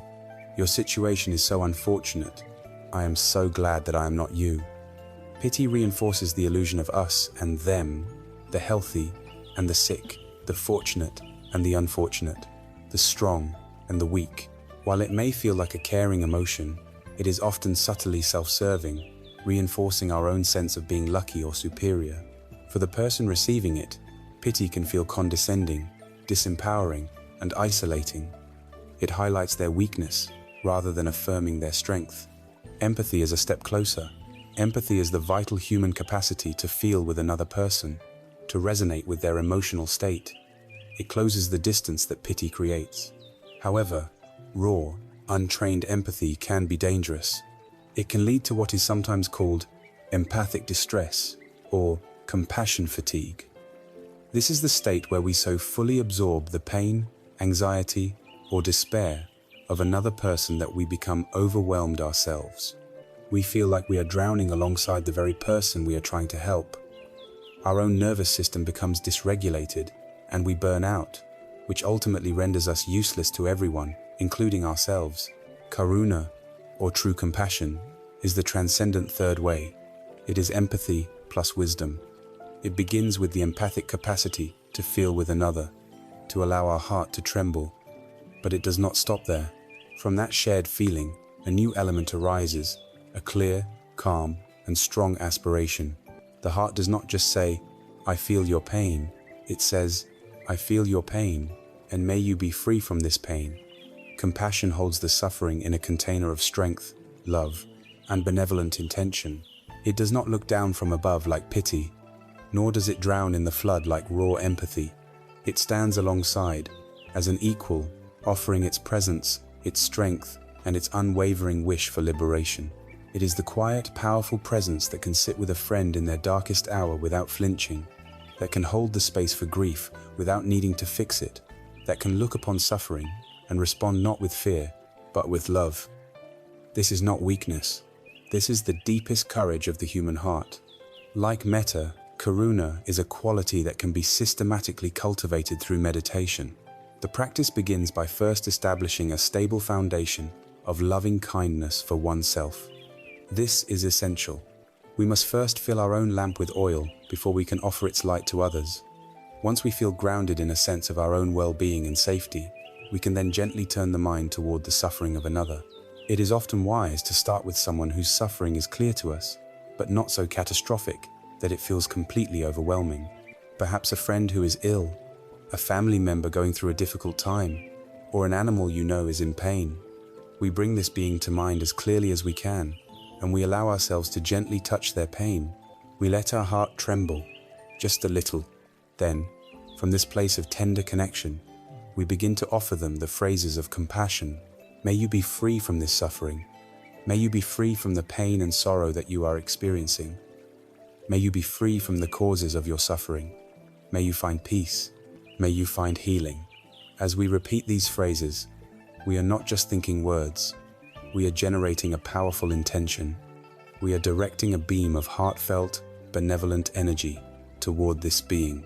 We are holding them in a space of limitless care. And as we do this, we may notice a shift in ourselves.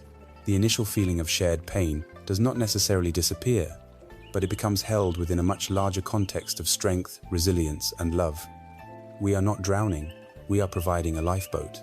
One of the most powerful and necessary applications of this practice is to turn the compassionate gaze back upon ourselves. If we are to be a true source of healing in the world, we must first learn to be compassionate with our own imperfections, our own pain, and our own failures. For most of us, when we make a mistake, when we feel we have failed, the voice that arises in our mind is that of a harsh, unforgiving critic. We beat ourselves up with shame, guilt, and recrimination. Self-compassion is the radical practice of meeting these moments with the same kindness and understanding we would offer to a dear friend. We bring our own suffering to mind our anxiety, our heartbreak, our feelings of inadequacy, and we offer ourselves the same phrases. May I be free from this suffering. May I be free from this self-judgment. May I accept myself exactly as I am in this moment of pain. May I find peace.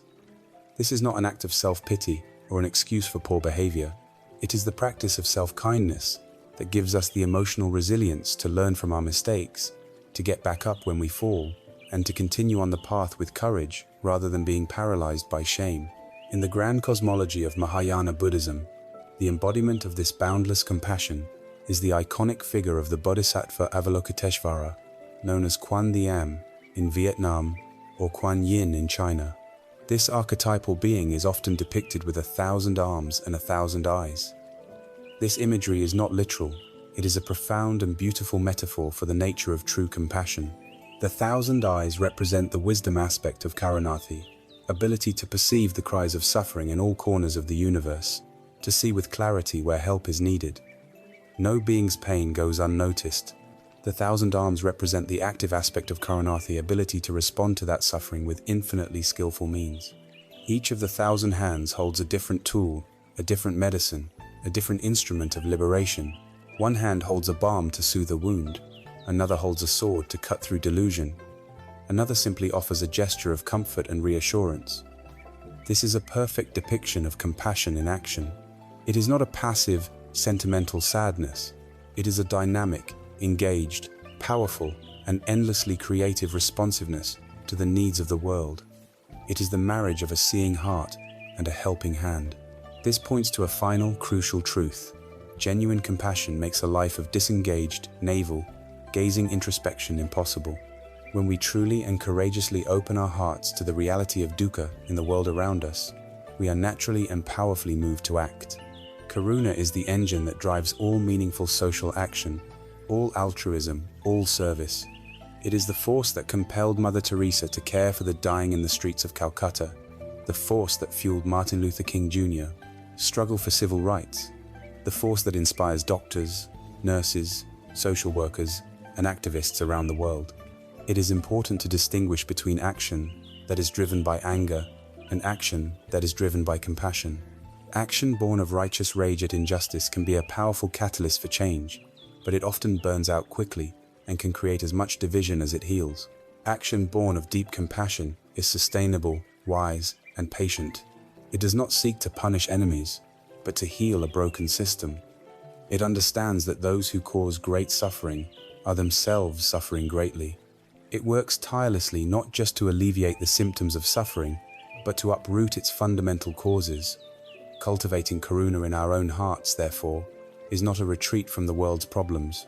It is the most powerful way to prepare ourselves to engage with them effectively, sustainably, and with a wisdom that seeks to heal rather than to conquer. It is the courageous practice of allowing our hearts to break and discovering that an open heart is a heart with room for the entire world. Having opened the heart to the unconditional warmth of loving kindness, metta, and having cultivated the courageous strength of compassion, karuna, we now arrive at the third of the four divine abode. This is perhaps the most subtle, and in our modern world, one of the most challenging and revolutionary of the heart practices. We turn our attention from our response to suffering to our response to its opposite, the happiness, success, and good fortune of others. This is the practice of mudita, which can be translated as sympathetic or appreciative joy. It is the genuine, selfless, and wholehearted celebration of the well-being of others. If this practice sounds simple or easy, it is worth pausing to examine our own minds with unflinching honesty. We live in an age of incessant comparison. Our digital windows look out onto a carefully curated and endless parade of other people's highlight reels. We are saturated with images of their perfect vacations, their loving relationships, their beautiful homes, their successful careers, and their talented children. In the face of this constant stream of others' apparent happiness, what is our most common, gut-level reaction?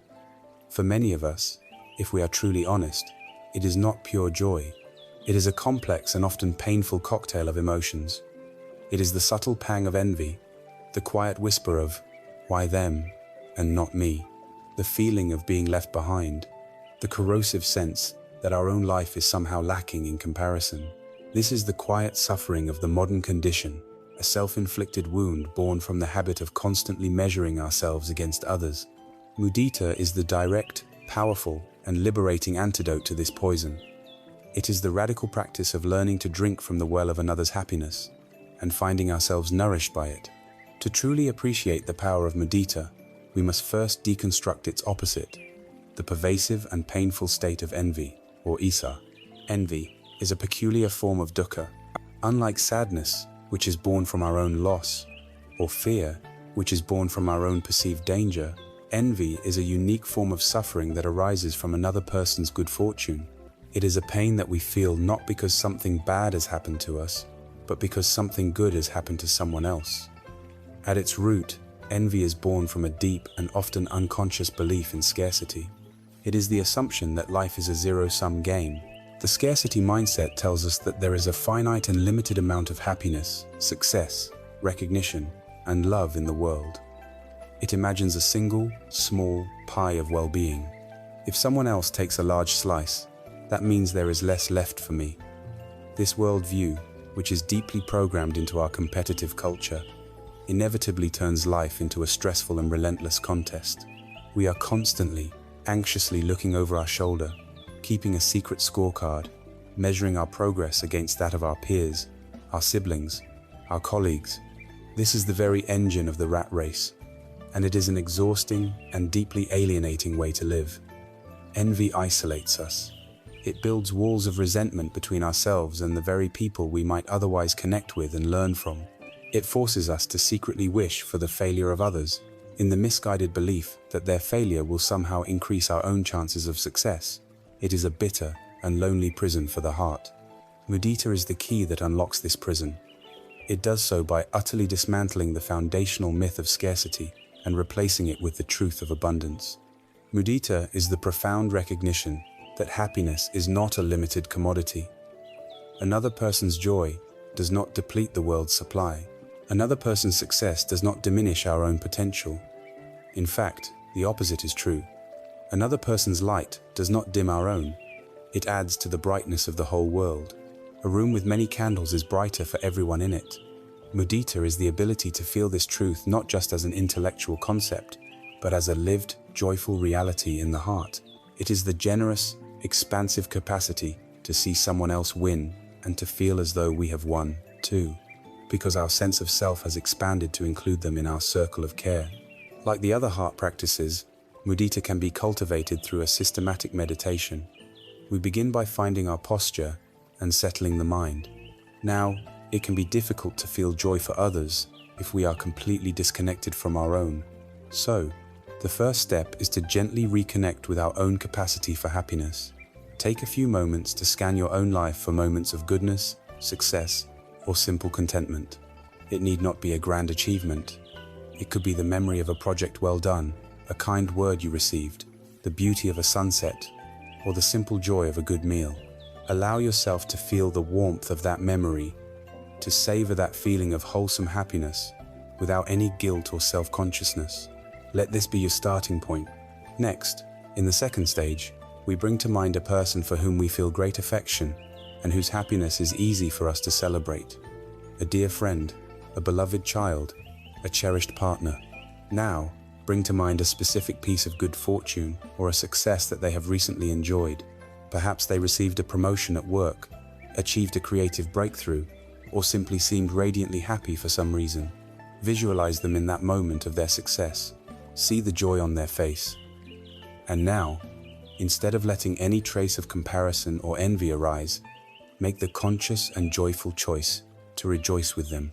You can use silent phrases to guide your heart. My friend, I am so happy for you. I rejoice in your success and your good fortune. May your happiness and well-being continue and grow. Feel the expansive, warm quality of this selfless joy. Notice how it feels in your own body. It is a clean, bright, and beautiful energy. In the third stage, we stretch our capacity for sympathetic joy by bringing to mind the neutral person and the person we see often, but do not know well. Imagine hearing some wonderful news about them. Imagine they won a community award, or that their child received a scholarship, or simply that they are having a wonderful day. Because we have no personal history or emotional entanglement with this person, it provides a clean laboratory for the practice of mudita. We can practice feeling happy for a stranger's good fortune, simply because they are a fellow human being who deserves happiness. I don't know you well, we can think, but I rejoice in your happiness. May your good fortune continue. This practice begins to dissolve the feeling of indifference we have towards the majority of humanity. The fourth stage is the most potent and healing of all. Here, we have the courage to bring to mind someone for whom we feel envy or rivalry. This might be a colleague who seems to always be one step ahead, a peer whose accomplishments we secretly resent, or even a public figure whose success triggers our own feelings of inadequacy. This requires great honesty and gentleness. First, just allow the feeling of envy or resentment to be there without judgment. Acknowledge it. Ah, there is the feeling of envy. I see you. Then, with great courage, we begin to shift our perspective. We can try to appreciate the hard work they must have put in. We can acknowledge the talent they possess. And then, as a radical act of liberation for our own heart, we can try to offer them a genuine wish of mudita. I see your success, and though it is difficult for me, I will try to rejoice with you. I rejoice in your happiness. May your good fortune continue. Each time we are able to do this, we are performing a profound act of spiritual alchemy. We are taking the toxic lead of envy and transforming it into the radiant gold of sympathetic joy. This is not for their benefit. It is for ours. It is the act of freeing ourselves from the painful, self-imposed prison of comparison. The purest form of mudita is beautifully captured in the simple image of a selfless parent rejoicing in the success of their child. Imagine a young woman who, after years of dedicated and difficult study, finally graduates from medical school. She feels happy, of course, but her happiness is likely mixed with a great deal of exhaustion, relief, and perhaps some anxiety about the immense responsibility that now lies ahead. Her mother, watching from the audience, may feel a joy that is even greater, purer, and more uncomplicated than her daughter's. Footnote. The mother's joy is completely selfless. She does not gain the medical degree. She does not gain the new salary or the prestige. Her joy is born purely from witnessing the flourishing of another being whom she loves. Her heart overflows with a simple, unadulterated delight. There is no trace of envy. There is no thought of "I wish I had done that." There is only the expansive, beautiful, and utterly wholesome joy in another's victory. This is the model for mudita. It is the heart that has learned that its own happiness can be found in the happiness of others. When we begin to practice mudita, we discover a joyful and transformative form of mathematics. In our ordinary, self-centered way of being, our chances for happiness are quite limited. We can only be happy when something good happens directly to us. Given the ups and downs of life, this makes happiness a relatively rare and precarious event. But when we cultivate mudita, we radically and exponentially expand our opportunities for joy. Suddenly, the good news of a friend becomes a direct source of our own happiness. The success of a colleague becomes a reason for our own celebration. The sight of a happy family playing in the park, the success of a local sports team, the beautiful art created by a stranger, all of these become potential sources of our own joy. We are no longer confined to the small, cramped storyline of our own ego. We gain access to the joy of the entire world. Instead of feeling that life's pie is being divided, we realize we have the ability to delight in every single slice. This is the ultimate win-win proposition. It costs us nothing, and yet it enriches us infinitely. It is the heart's discovery that we are all deeply interconnected, and that a victory for any one of us is a victory for the human spirit itself. By learning to rejoice in the light of others, we fill our own lives with more brilliance, warmth, and happiness than we could ever have hoarded for ourselves. We have journeyed through the radiant warmth of the heart, cultivating the boundless goodwill of loving kindness, the courageous tenderness of compassion, and the selfless delight of sympathetic joy. These three qualities, when developed, infuse our lives with a profound sense of connection, love, and richness. But as we cultivate them, a subtle danger can emerge. Our metta can become a form of clinging attachment. Our karuna can lead us to burnout and despair in the face of so much suffering. Our mudita can tip over into a giddy, ungrounded excitement. The heart, in all its magnificent power, needs a governor. It needs a vast, stabilizing container that can hold all of these powerful emotions, and indeed all of life's experiences, without being thrown off balance. This is the fourth and final of the diviner bodhis, the crowning virtue of the heart practices.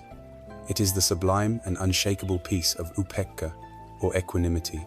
Upekkha is the eye of the storm, the place of perfect, dynamic calm at the very center of life's inevitable turbulence. It is the quality that allows the heart to remain open, loving, and engaged, while also being profoundly, unshakably steady. Of all the heart practices, equanimity is the most easily and dangerously misunderstood. To the Western mind, conditioned to value passionate engagement, the word can sound like indifference, apathy, or a cold, stony detachment. It can conjure the image of someone who simply doesn't care, who has suppressed their emotions and withdrawn from the world into a protective shell. This is a profound misreading of upekkha. Such a state of sterile withdrawal is not a virtue. It is a form of fear. It is a closing down of the heart, not an opening of it. True upekkha is the exact opposite. It is not indifference. It is the fruit of the deepest and broadest form of caring. It is a love so vast and all-encompassing that it does not get caught on the particulars. It is a radiant, engaged, and powerful balance, born not of suppression, but of profound wisdom. Imagine the deep ocean. On its surface, all manner of weather can unfold. There can be joyful, sun-drenched waves, turbulent and stormy waves of anger, and deep, sorrowful swells of grief. The surface is alive and dynamic, but hundreds of feet below, the great body of the ocean remains perfectly still, silent, and undisturbed. It holds the surface activity in its vast, peaceful embrace. Upekkha is the practice of learning to identify with the deep, silent, unchanging depths of our own awareness, rather than with the transient, ever-changing waves on the surface. It is not about stopping the waves. It is about realizing we are the ocean. This mountain-like stability is cultivated as a direct response to the forces that constantly seek to throw us off balance. In Buddhist teachings, these are known as the 8 worldly winds. They are the inevitable ups and downs of the human experience, and they blow upon us all, without exception. They come in 4 pairs of opposites: The first pair is pleasure and pain. We spend our lives chasing pleasant sensations and running from painful ones. The second is gain and loss. We feel euphoric when we acquire material possessions, status, or money, and we feel devastated when we lose them. The third is praise and blame.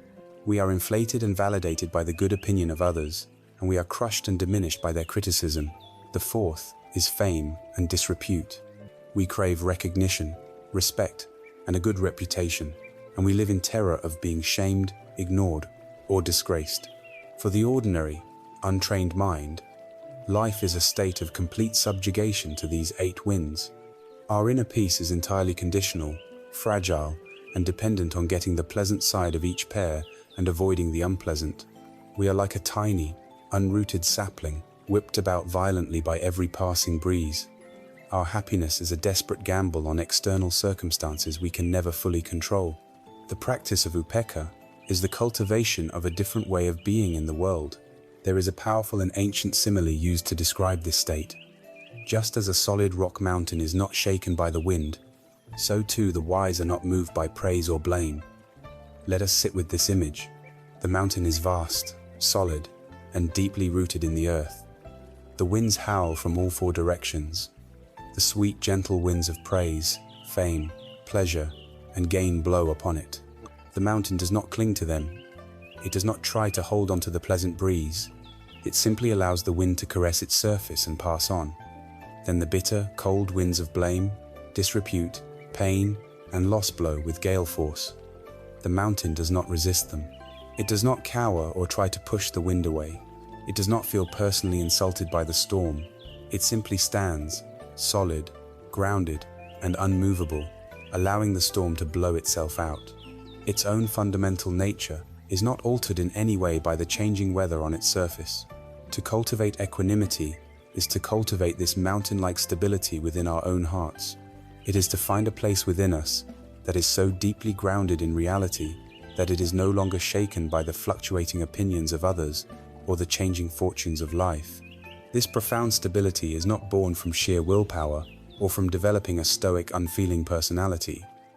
It arises naturally and organically from the cultivation of deep wisdom, or panna. Specifically, it is the fruit of 2 core insights. The first is the deep, cellular understanding of impermanence, or anicca. When we have truly seen, through our meditation practice and our life experience, that all things are in a constant state of flux, our desperate clinging and resisting begins to soften. Why become excessively attached to praise when we know, with absolute certainty, that it is a fleeting sound that will soon be replaced by something else? Why be utterly devastated by blame when we understand that it, too, is an impermanent cloud passing through the sky of awareness? Why tie our entire sense of well-being to a particular gain when we know that everything gained will one day be lost or transformed? A deep, experiential seeing of impermanence naturally loosens the tight, white-knuckled grip of our attachments and aversions. It allows us to hold the experiences of life much more lightly.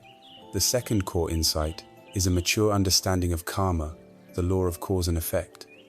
This is the recognition that all beings, including ourselves, are the owners and heirs of their own actions. We are responsible for our own intentions, but we cannot ultimately control the actions of others, nor can we control all the outcomes of our own actions. This insight is the key to balancing the other 3 divine abodes. We can offer someone boundless loving kindness, metta, sincerely wishing for their happiness, while simultaneously understanding with equanimity that their ultimate happiness depends on their own choices and actions, not on our wishes. We can feel deep compassion, karuna, for someone's suffering, while understanding that we cannot take that suffering away from them, and that we must respect their own journey. This prevents us from falling into a state of codependent anxiety or burnout. We can feel sympathetic joy, mudita, for another's success, while understanding that this success is the result of their karma, and we do not need to feel either entitled to it or diminished by it. This wise understanding of karma creates a healthy, compassionate space between ourselves and others. It allows us to love deeply and engage fully, without losing ourselves in the process. We can cultivate equanimity both in formal practice and in the laboratory of our daily lives. In meditation, after generating feelings of metta, karuna, and mudita, We can practice holding different beings in our awareness simultaneously: loved one, a neutral person, a difficult person, and attempt to envelop them all in a single, vast field of impartial, benevolent regard. The classic phrase for this practice is a powerful reflection on karma. All beings are the owners of their karma, heirs to their karma, born of their karma, related to their karma, and live supported by their karma. Whatever karma they create, for good or for ill, that they will inherit. Repeating this reflection helps to untangle our hearts from the need to control others and allows a spacious acceptance to dawn. In daily life, the practice is to meet the 8 worldly winds with mindfulness. When praise comes our way, the practice is to simply note in the mind, hearing praise, and to watch the ego's tendency to inflate without identifying with it.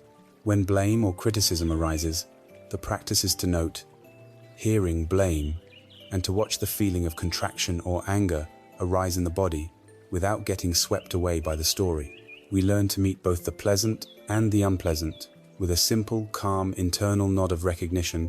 Ah, this is what's happening now. We treat gain and loss, pleasure and pain, as two equally interesting, but ultimately impersonal, phenomena. Ultimately, Upekkha is the conductor of the grand orchestra of the heart. Metta, Karuna, and Mudita are the beautiful and powerful instruments. Loving kindness is the warmth of the strings. Compassion is the deep resonance of the cellos. Sympathetic joy is the bright, celebratory sound of the brass. But without a wise conductor, they would create a chaotic and unbalanced noise. Equanimity is that wise conductor. It ensures that each quality is expressed in the right measure, at the right time, in perfect harmony with the others. It is the sublime, all-encompassing peace that can hold the most profound sorrow and the most ecstatic joy in the same loving embrace, because it knows that they are all just passing weather. It is the peace that comes from seeing the world with absolute clarity and loving it with absolute, unconditional tenderness, without needing it to be any other way than exactly as it is. We have now traveled far on this inner journey. We have learned to calm the restless mind, to cultivate a heart of boundless love and compassion, and to find the unshakable balance of equanimity in the face of life's storms. We now arrive at the final frontier of this exploration, the most subtle, the most profound, and for many, the most challenging of all the Buddha's teachings. We turn our attention away from what we do and what we feel, and we look directly at the very center of our universe, the sense of I. Who is this I that is feeling, thinking, and acting? Who is this self that we spend our entire lives trying to protect, promote, and please? The teaching that addresses this question is known as anatta, or not self. And it is here that we must proceed with great care, for this concept can easily be misunderstood. To the Western ear, the idea of no self can sound terrifying. It can sound like a cold, nihilistic declaration that we do not exist, that our lives are meaningless, that we are nothing. This interpretation, however, misses the point entirely. The teaching of anatta is not a metaphysical denial of our existence. It is a psychological strategy for our ultimate liberation. It is not about becoming nothing. It is about freeing ourselves from the prison of being a something, a fixed, separate, and fragile thing. It is the final act of letting go, the release of our heaviest and most cherished burden, and it is the doorway to the most profound and unshakable peace imaginable. To understand anatta, we must approach it not as a dogma to be believed, but as an investigation to be undertaken. The Buddha was, in many ways, the ultimate psychologist. He did not simply state, "There is no self." Instead, he invited us to look for it. He asked, "What is this thing we call a self? Where can it be found?" When we look closely at our own moment-to-moment experience, what do we actually find? He dissected the entirety of our subjective world into 5 fundamental categories, known as the 5 aggregates, or the Panca Khanda. These are the building blocks of what we mistake for a solid self. The first aggregate is form, or rupa. This is our physical body of flesh, bones, blood, and breath. This is the most obvious candidate for a self. But, the Buddha asks, are you your body? Your body is in a constant state of flux. Cells are dying and being replaced every moment. It grows, it sickens, it ages. It will inevitably decay. Is this impermanent, unreliable, an ever-changing collection of biological processes, the solid, unchanging you that you believe yourself to be. If you truly look, you will see that it is not. You have a body, but you are not your body. The second aggregate is feelings, or sensations, Vedana. This is the constant stream of raw sensory input that registers as pleasant, unpleasant, or neutral. The warmth of the sun on your skin is pleasant. The sound of a siren is unpleasant. The feeling of your chair against your back might be neutral. Are you these feelings? But feelings are the most fickle and fleeting of all experiences. A moment of joy is instantly replaced by a moment of irritation, which gives way to a moment of boredom. Can this chaotic and unreliable stream of sensations possibly be the stable core of your being? Clearly not. You have feelings, but you are not your feelings. The third aggregate is perceptions, or sanya. This is the mind's faculty of recognizing, labeling, and creating concepts. It is the function that sees a collection of colors and shapes and says, "That is a tree," or hears a set of sounds and says, "That is my favorite song." Are you your perceptions? But perceptions are not objective reality. They are conditioned and colored by our past experiences, our culture, our language, our mood. Two people can look at the exact same event and perceive it in completely different ways. How can this biased and conditioned lens be the true essential you? You have perceptions, but you are not your perceptions. The fourth aggregate is mental formations or volitions, sankhara. This is the largest and most varied category.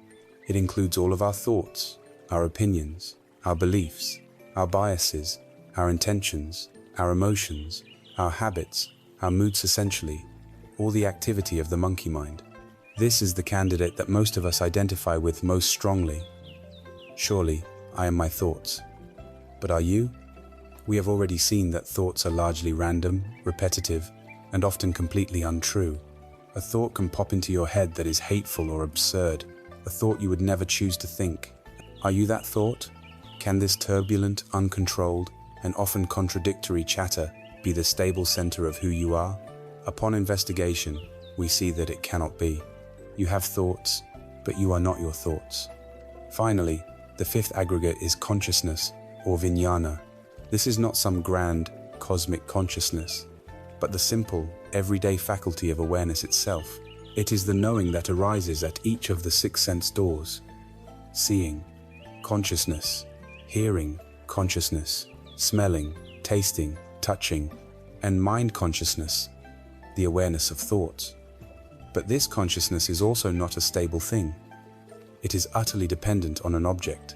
Seeing consciousness cannot arise without something to be seen. Hearing consciousness cannot arise without a sound to be heard. It flickers in and out of existence, moment by moment, completely dependent on conditions. It too is impermanent, and not a solid self. The Buddha's revolutionary discovery was this: when you look for a solid, independent, unchanging self, a permanent CEO sitting in the control room of your mind, you cannot find one.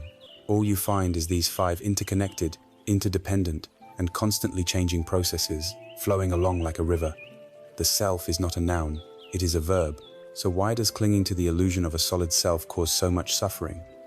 Because this constructed self, this ego, is by its very nature a project born of insecurity. Because it isn't actually a real solid thing, it feels constantly threatened. It requires endless maintenance, promotion, and defense. Think of all the energy we expend in this ego project. We spend our lives trying to polish ourselves, to make it look good in the eyes of others. We try to acquire possessions, status, and accomplishments to adorn it. We spend our lives defending this self. When it is criticized, we feel personally attacked and become defensive and angry. We spend our lives comparing this self to other selves, leading to the poisons of envy and pride. And most profoundly, we spend our lives in deep, existential fear of the annihilation of this self, which is what we call the fear of death.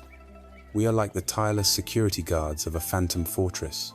We spend all of our life energy patrolling its borders, defending its walls, and polishing its image, without ever realizing that there is nothing inside the fortress.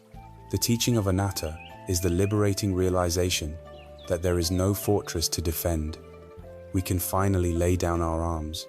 We can finally rest. The Zen master, Thich Nhat Hanh, offered a beautiful and positive way to understand this teaching through his concept of interbeing. He would hold up a blank sheet of paper and say, "If you are a poet, you will see that there is a cloud floating in this sheet of paper." He would go on to explain that without a cloud, there is no rain. Without rain, the trees cannot grow. Without trees, we cannot make paper. Therefore, the cloud is an essential part of the paper. The sunshine is also in the paper. The logger who cut the tree, the wheat that became his bread, his parents who gave him life, all of it is in this sheet of paper.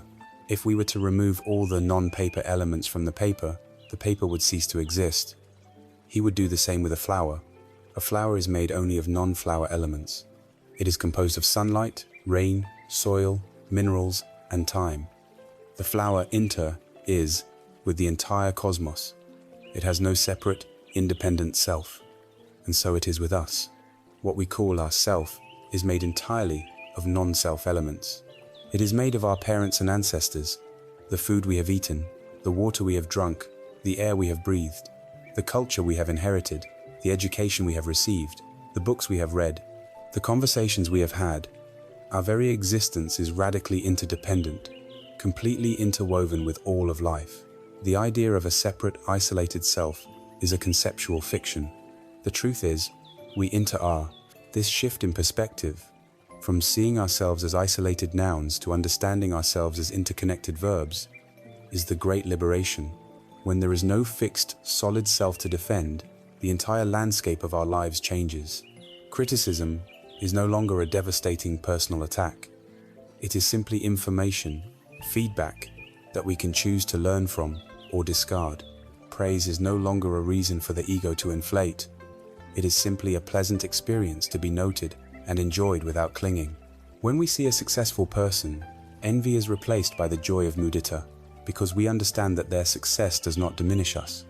When we see a person suffering, the walls of separation become thinner, and a natural, unforced compassion, karuna, arises. We become more flexible, more resilient, more spontaneous, and more creative, because we are no longer trying to protect a rigid, fixed identity. We can finally relax. We can finally stop trying to be somebody and simply allow ourselves to be. We can flow with the changing currents of life with grace and ease, because we recognize that we are the flow. This is the ultimate letting go. It is the final release of the most deeply conditioned and tightly held object of our clinging, the idea of I, me, and mine. It is not a loss of our uniqueness or our personality. It is the discovery of a connection to all of life that is so intimate, so profound, that the very idea of a separate self becomes a logical and emotional impossibility. This is not the annihilation of the self. It is the realization of a self that is as vast, as open, and as interconnected as the universe itself. This is the gateway to the supreme and unshakable peace the path has always promised. Having journeyed through the innermost chambers of the mind and heart, cultivating stillness, equanimity, and boundless love, we must inevitably turn our attention outward. A lamp that is lit but hidden under a bushel serves no one. The profound peace and wisdom we cultivate in silence must eventually find expression in our engagement with the world. And our primary mode of engagement, the very tool with which we build or destroy our relationships and our realities, is our speech. Every word we utter is an action. It is a form of karma that sends ripples out into the world, shaping our own mind and the minds of others. The Buddhist path offers a clear and profound guide for transforming our speech from a source of conflict and suffering into an instrument of healing and wisdom. This is the practice of samavaka, or right speech, the third factor of the Noble Eightfold Path. And in our current historical moment, the digital age, this ancient practice has never been more relevant or more urgently needed. Our communication landscape has been radically transformed, and while the principles of wise speech are timeless, their application in a world of social media, instant messaging, and anonymous comment sections is a uniquely modern and vital challenge. The digital world, for all its wonders of connection, has become a fertile breeding ground for the most unskillful and harmful forms of communication. It has created a digital wildfire of heedless speech that spreads with terrifying speed. This is due to several factors. First is the sheer impulsivity of the medium. An angry thought arises, and within seconds, our fingers can translate that fleeting impulse into a permanent, public text. There is no built-in friction, no time for sober second thought. The architecture of our apps, with their like buttons and instant replies, encourages and rewards immediate reaction, not thoughtful response. This trains the monkey mind to be even more reactive, rewarding its love for drama and instant gratification. Second is the powerful phenomenon of disinhibition. The screen creates a psychological buffer, a false sense of distance and often anonymity that makes us feel disconnected from the real human being on the other end of the conversation. This leads people to say things online that they would never, ever dream of saying to someone's face. The norms of civility and basic human decency dissolve, replaced by trolling, cyberbullying, and a level of vitriol that coarsens our entire public discourse. Finally, there is the devastating combination of permanence and virality. A harsh word spoken in a private conversation might sting and then fade from memory, but a cruel comment, a sarcastic takedown, or a piece of deliberate misinformation typed online can be screenshotted, shared, and amplified 1,000,000 times over. It can live forever, attached to a person's name, capable of destroying reputations, careers, and lives. In this volatile environment, practicing right speech is not just a spiritual nicety, it is an act of profound social and personal responsibility. To navigate this treacherous landscape, the path offers a beautifully simple, yet profound filter, a set of 4 gates through which we should pass our words before we release them into the world. If our intended speech cannot pass through all 4 of these gates, then the wisest, kindest, and most skillful response is the one we have already practiced: noble silence. The first gate is the gate of truth. Before we speak or type, we must ask ourselves, is what I am about to say true? This is the absolute bedrock of right speech. It is a deep and abiding commitment to honesty. This means refraining from outright lying, of course, but it also includes the more subtle forms of falsehood. It means avoiding exaggeration that embellishes our own stories, and it means refusing to spread rumors, hearsay, or gossip that we have not personally verified. In our current age of fake news and rampant misinformation, where falsehoods can circle the globe before the truth has even woken up, this first gate is a powerful guardian of our own integrity and the sanity of our society. It is the commitment to be a source of clarity, not confusion. The second gate is the gate of benefit. Having established that something is true, we must then ask, is what I am about to say beneficial or helpful? This is a crucial and often overlooked filter. Many things may be true, but that does not mean they need to be said. Will this comment heal a situation, or will it pour salt on a wound? Will this observation build someone up, or will it tear them down? Is my intention here to be helpful, or am I simply trying to vent my own frustration, assert my own superiority, or create drama? This gate protects us from the vast and toxic swamp of pointless criticism, harsh judgments, and idle gossip. Gossip, in particular, is a potent form of unskillful speech. It may be factually true that someone is having a difficult time, but repeating that story for the entertainment of others serves no beneficial purpose. It harms the subject of the gossip, and it pollutes our own mind with negativity. This gate asks us to become a purposeful speaker, one whose words are intended to bring about a positive outcome. The third gate is the gate of right timing. Even a statement that is both true and potentially beneficial can cause great harm if it is spoken at the wrong time. Timing is an art form that requires sensitivity and mindfulness. Is the other person in a receptive state to hear what I have to say? Is this the right place for this conversation? A piece of constructive feedback, which could be a true gift if offered privately and gently when a person is calm, can feel like a public attack if it is delivered in the middle of a stressful meeting or in a moment of anger. The wisest advice in the world is useless if the listener is not ready to hear it.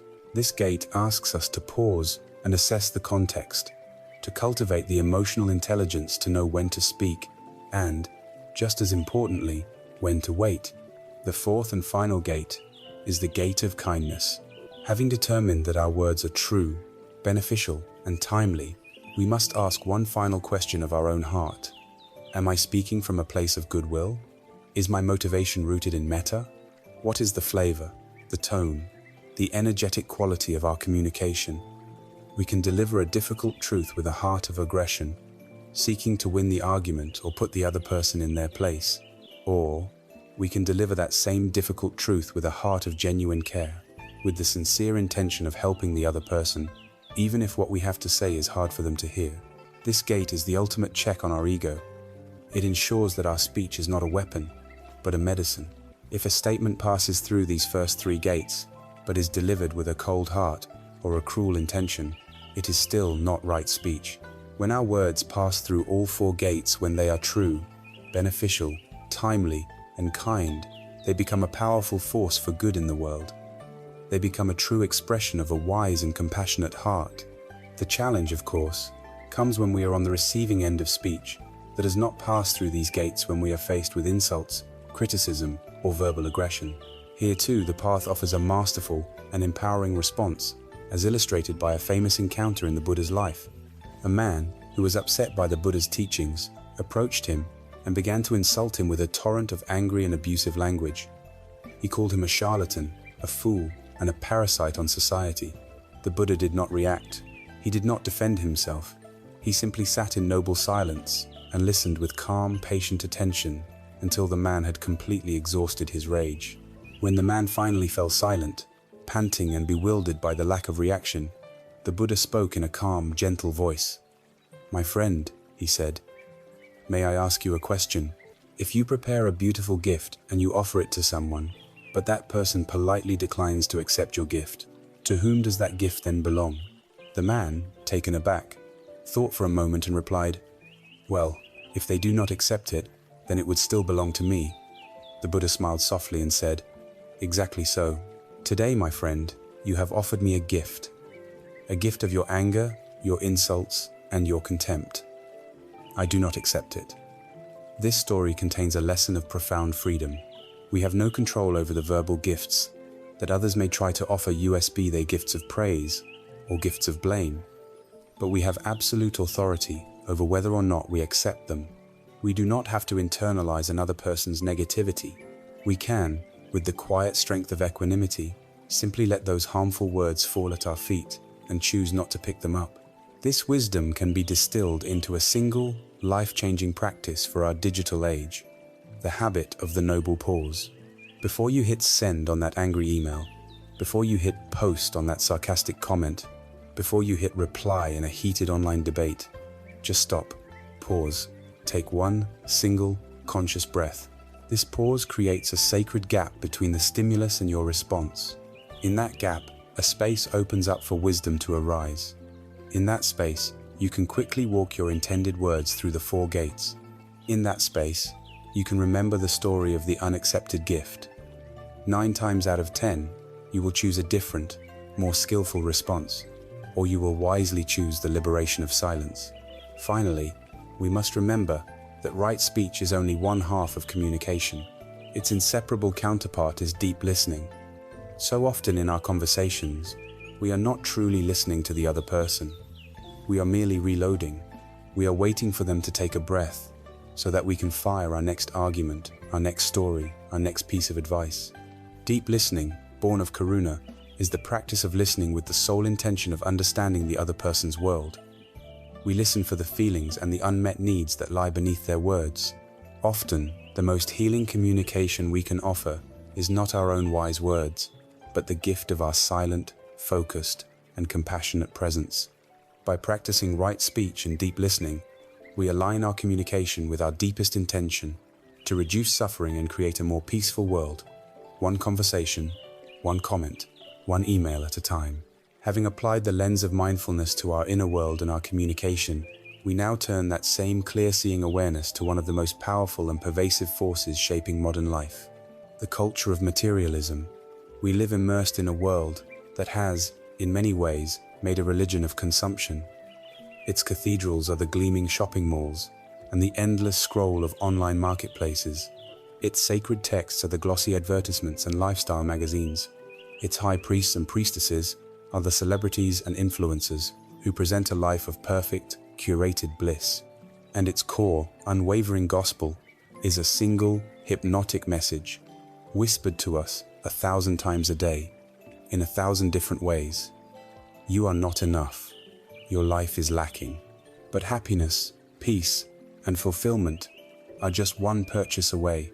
This entire cultural apparatus is a vast, sophisticated, and externalized engine for the generation of tanha, very same thirst and craving that the Buddha identified as the root cause of all our inner disquiet. It is designed to keep us in a perpetual state of dissatisfaction. The path of wisdom offers us a radical alternative. It offers us a way to live within this world without becoming a slave to its endless demands for more. It is a path to breaking the chains of materialism, not by rejecting the world, but by discovering a source of true wealth that can never be bought or sold. To break these chains, we must first see them clearly. We must understand the architecture of dissatisfaction upon which the entire consumer economy is built. The process of modern advertising is a masterful, two-step application of creating dukkha. The first step is to manufacture a problem. Advertising rarely appeals to a pre-existing fundamental need. Instead, it must first create a feeling of lack, of inadequacy, of being less than. It does this by relentlessly bombarding us with images of an impossible and idealized perfection. It shows us bodies that have been digitally sculpted, homes that are flawlessly tidy, vacations that are effortlessly blissful, and relationships that are devoid of all conflict. When we are exposed to this constant stream of curated reality, our own messy, complicated, and imperfect human lives naturally seem drab and disappointing by comparison. A subtle feeling of dukkha is created. We didn't even know we had a problem, but now we do. Our car is not new enough, our phone is not smart enough, our clothes are not fashionable enough, our life is not exciting enough. The second step, of course, is to present the product as the miraculous solution to this manufactured problem. This perfume will make you desirable. This car will make you feel powerful. This watch will grant you respect. This beer will bring you friendship. It is a promise to quench the very thirst that the system itself has just created. This cycle is often referred to as the hedonic treadmill. We feel a sense of lack, which generates a desire. We act on that desire and make a purchase. For a brief moment, we experience a flicker of pleasure, the fleeting satisfaction of a quenched thirst. But this pleasure is, by its very nature, impermanent. The novelty wears off. The new car gets a scratch. The new dress hangs in the closet. The thrill fades.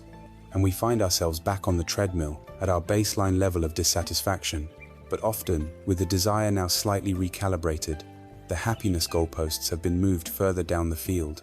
This entire system is a masterfully designed trap. Its goal is not, and has never been, our lasting happiness. Its survival depends upon our perpetual, unquenched desire. A truly, deeply content person who understands the meaning of enough is the greatest threat to a consumer economy. We have been systematically trained, from our earliest childhood, to be thirsty. The wisdom of the path offers a simple but profoundly countercultural antidote to this madness: the cultivation of the wisdom of enough. At the heart of this wisdom lies the crucial ability to distinguish between our genuine, organismic needs and our conditioned, infinite wants. Our true needs are finite and relatively simple. We need clean air and water, nutritious food, adequate shelter, safety from harm, and a sense of connection and community. These are, for the most part, achievable. Our wants, on the other hand, are a product of the ego and the culture, and they are infinite. The monkey mind, fueled by advertising and social comparison, will never, ever arrive at a state of enough. There will always be a better car, a bigger house, a more exotic vacation. The practice of mindfulness is the essential tool that allows us to see this distinction with clarity. When we are living in a state of mindful presence, we are more attuned to the actual needs of our body and mind. We can feel the difference between the body's signal for nourishment and the mind's desire to eat out of boredom or stress. We can see the difference between our heart's genuine need for authentic connection and our ego's want for more likes and followers.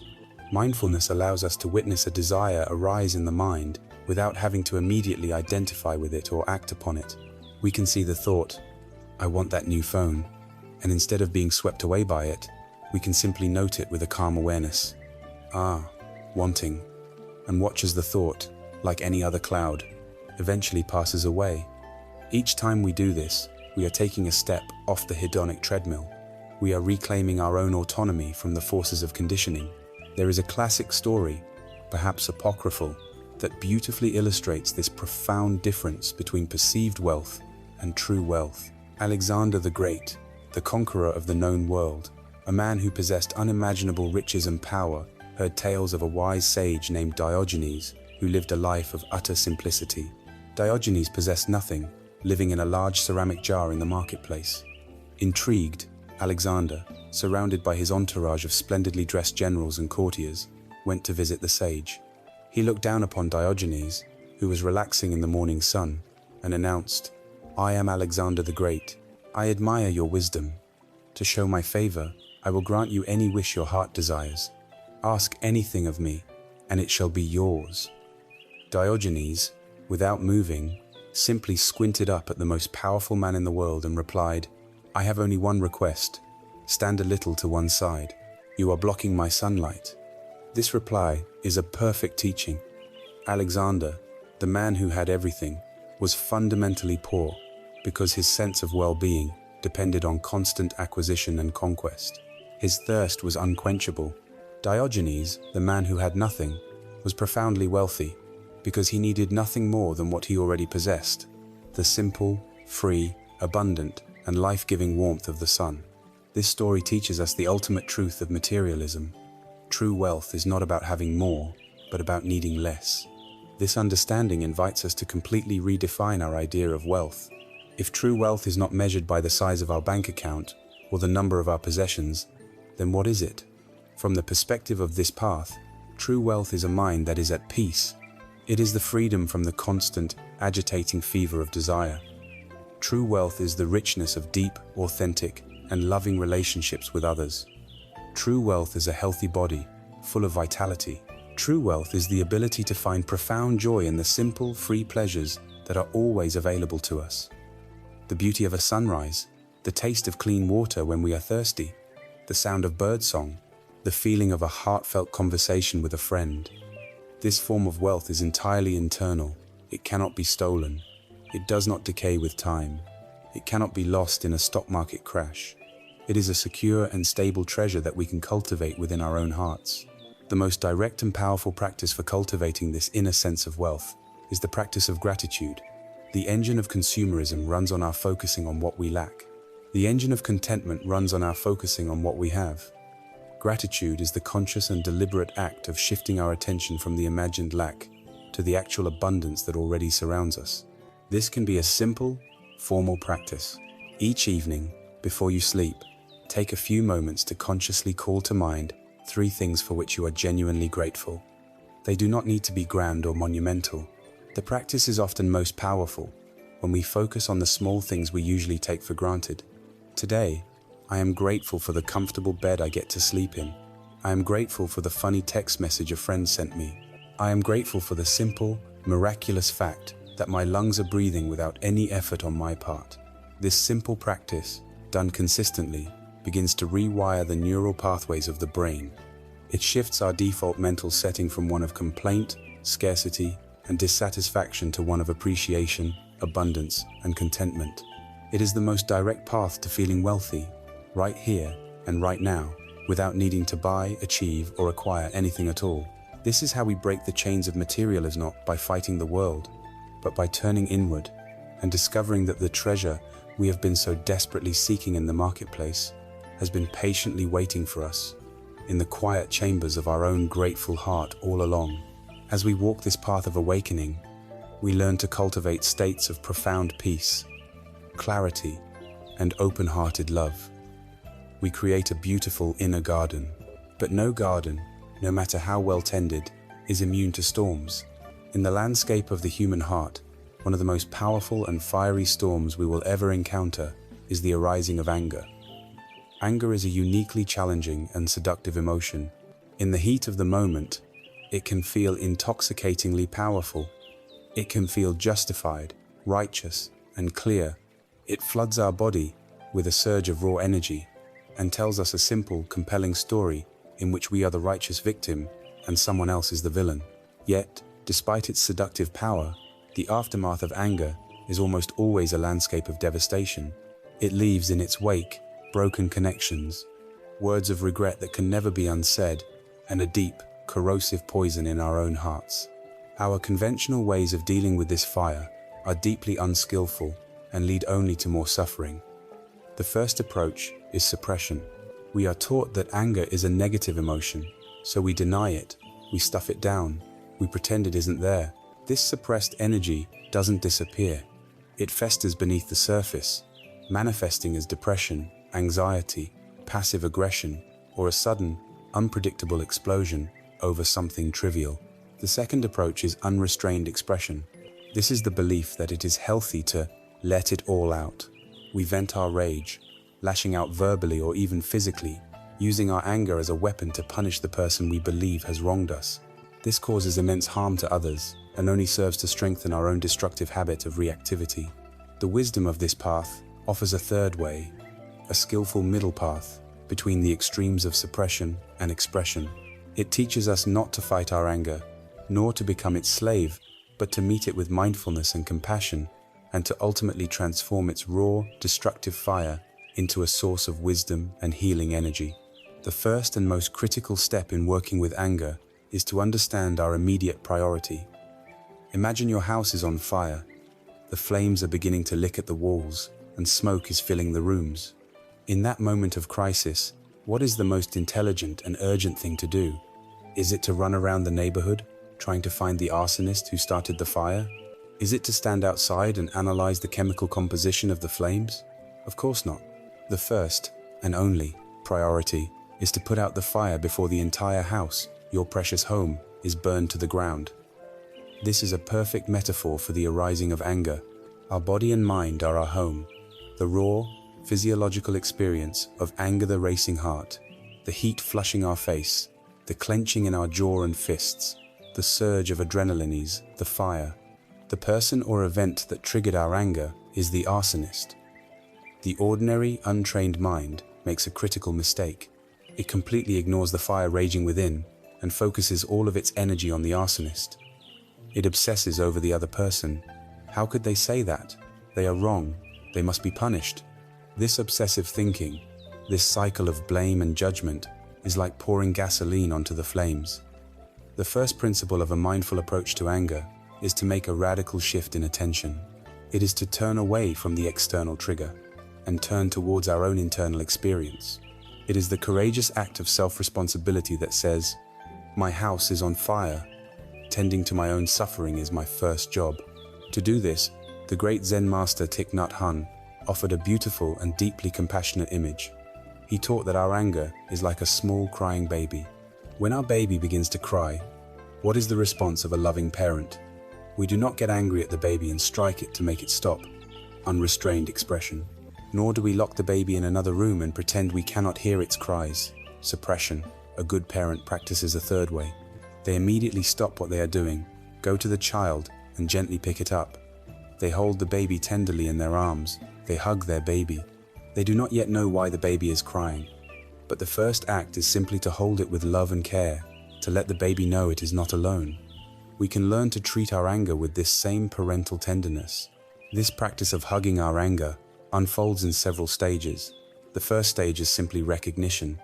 The moment we feel the heat of anger arising, we meet it with mindfulness.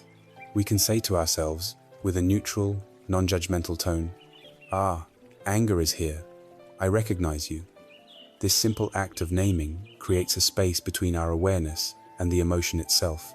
We are not the anger, we are the one who is aware of the anger. The second stage is acceptance. Having recognized the anger, we don't fight it. We don't try to push it away or condemn ourselves for feeling it. We simply allow it to be there. We accept the reality of our present moment experience. We can say to our anger, "I see that you are here. I will not push you away." This act of acceptance immediately reduces a huge amount of the inner tension, which comes from the resistance to what we are feeling. The third stage is the most active. It is embracing. This is the hugging part. We use our mindful breathing as our arms. We gently bring our attention to the physical sensations of the anger in our body, perhaps a tight knot in the stomach, a burning in the chest, or a tension in the shoulders. Then, we breathe with these sensations. As we breathe in, we are aware of the feeling of anger. As we breathe out, we imagine we are gently soothing that feeling. We are not trying to destroy it or force it to leave. We are simply keeping it company, holding it in a spacious, kind, and non-violent awareness, just as a mother rocks her crying child. This act of mindful presence is profoundly healing. The fourth stage is soothing. As we continue to hold our anger in this tender, mindful embrace, its raw, destructive energy naturally begins to subside. The baby, feeling the warmth and safety of its mother's arms, begins to quiet down. The fire, no longer being fed the gasoline of our stories and blame, begins to burn itself out. The emotion may not vanish completely, but its sharp, destructive edge is softened. It transforms from a raging inferno into a manageable warmth. This process is the direct application of compassion, or karuna, to ourselves. We are treating our own suffering with the care and attention it deserves. Only when the fire has been calmed, only when the baby has stopped screaming, is it skillful to move to the next stage, looking deeply. Now that the immediate danger has passed, the wise parent gently asks the child, "What is it, my darling? Tell me what is wrong. Are you hungry? Are you cold? Are you in pain?" In the same way, once our anger has subsided to a manageable level, we can gently ask it the same questions. We can look deeply into its nature to understand its roots. Anger is almost always a secondary emotion. It is a protective shield, a loud guard dog that barks furiously to protect something much more soft, vulnerable, and wounded underneath. When we look deeply into our anger, what do we usually find? Very often we find hurt. Our feelings have been hurt. We feel unseen, unheard, unappreciated, or betrayed. The anger is a cry of that hurt. At other times, we find fear. We are afraid of losing control, afraid of appearing weak, afraid of being abandoned, afraid of not getting what we think we need to survive. Anger rushes in to create a false sense of power and control over a situation in which we feel fundamentally afraid. And very often, we find a deep sense of injustice. A boundary has been crossed. Our values have been violated. We feel powerless in the face of a situation we perceive as wrong. By understanding the true root of our anger, we can apply the correct medicine. If the root is hurt, the medicine is not more aggression. It is compassion and healing for ourselves. If the root is fear, the medicine is seeking safety and reassurance. If the root is injustice, the medicine is wise and skillful action. This leads to the final, alchemical stage of this practice, transforming anger's energy. Anger contains a tremendous amount of energy. It is a powerful fuel. The unskillful person either uses this fuel to burn down their own house, suppression, leading to depression, or to burn down someone else's aggression. The wise person learns to become a spiritual alchemist, transforming this raw, potent, and volatile energy into a clean and powerful fuel for positive change. When we have looked deeply and seen that the root of our anger is a true injustice, our own or someone else's, sway can harness that energy. We can purify it of its personal, hateful, and destructive elements, and channel it into what is known as compassionate, determined action. This is the energy that allows an activist to fight tirelessly for social justice without being consumed by hatred for the oppressor. It is the energy that allows a parent to set a firm, clear, and non-negotiable boundary with a child, not out of rage, but out of a fierce and protective love. We are not trying to eliminate the energy of anger. We are learning to honor it as a powerful messenger. We listen to its message, we soothe its pain, and then we skillfully redirect its power from a mission of destruction to a mission of healing, protection, and creative change. This is the ultimate mastery of our inner fire. It is how we learn to befriend our own dragons, and in doing so, discover that they have been the guardians of our greatest treasures all along. It is one thing to find a measure of peace on the meditation cushion, in the quiet sanctuary of our own home. It is one thing to cultivate a heart of love for all beings when they are an abstract concept. The true test of our practice, the final examination for our wisdom and compassion, does not happen in silence and solitude. It happens in the messy, unpredictable, and often frustrating arena of our relationships with other people. Specifically, our practice is tested and forged in the crucible of our interactions with those we find difficult. We all have such people in our lives.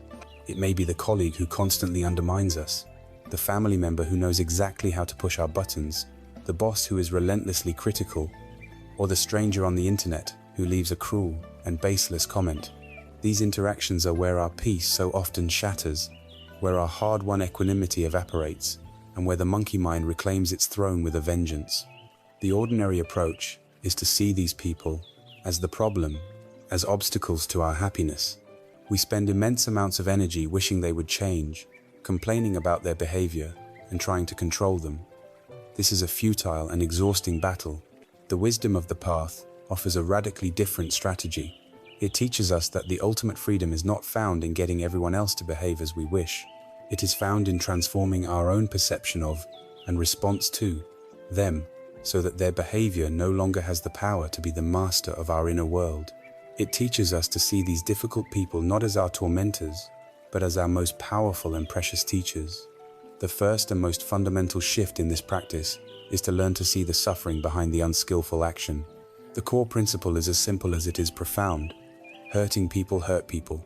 A person who is genuinely happy, who feels a deep sense of inner peace and self-worth, does not feel a compulsive need to belittle, manipulate, control, or harm others. A heart that is at peace with itself is at peace with the world. Therefore, when we encounter behavior that is aggressive, cruel, arrogant, or deceitful, we can be almost certain that it is a symptom of that person's own deep inner suffering, their own unresolved dukkha. This does not mean we excuse or condone their harmful actions.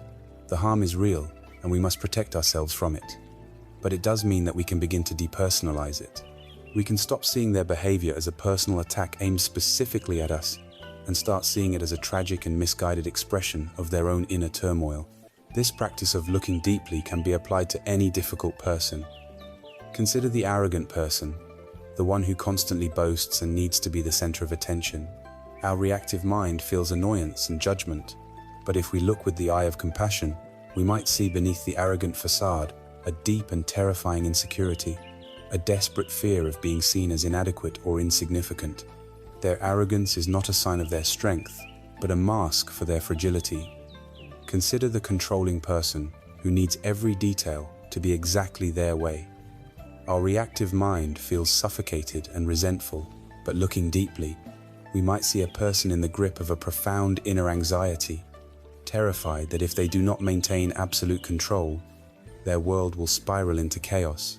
Their need for control is a cry of their own inner fear. The person who is chronically angry and critical, who finds fault with everything and everyone, is often carrying an immense burden of their own disappointment and pain, which they project onto the world because it is too heavy to carry alone. By looking in this way, we are not playing amateur psychologist. We are cultivating karuna, compassion. We are training ourselves to see past the thorny, protective shell of a person's behavior and to recognize the soft, suffering being within. This single shift is revolutionary. It stops the cycle of anger in its tracks. We cannot remain truly angry at someone when we see their actions as a symptom of their own deep pain. This compassionate understanding, however, does not mean we should become passive doormats, allowing ourselves to be repeatedly harmed. Protecting ourselves is also an act of compassion, compassion for ourselves. The path teaches us to set clear, firm, and healthy boundaries, but to do so from a place of metta, not from a place of aversion. A boundary set from anger and hatred is a wall. Its energy is, "Get away from me. I hate you. You are a bad person." It is an act of war that only creates more conflict and suffering. A boundary set from a place of compassion is a fence. Its energy is, "I care for you, and I wish you well. But for my own safety and well-being, I cannot allow you to speak to me or treat me in this way. I must take some space." The intention is not to punish the other person, but to protect ourselves and to prevent the conditions that lead to more harm for everyone. This is the skillful application of right speech and right action. It is possible to say no with a completely open and loving heart. It is possible to walk away from a toxic situation, not with hatred, but with a sincere, compassionate wish that the other person may one day find freedom from the suffering that causes them to act so harmfully. Perhaps the ultimate teaching on how to remain steady in the face of others' behavior comes from the legendary Japanese Zen master, Hakuin. Hakuin was a deeply respected teacher who lived in a small town. In that same town, the unmarried daughter of a local merchant became pregnant.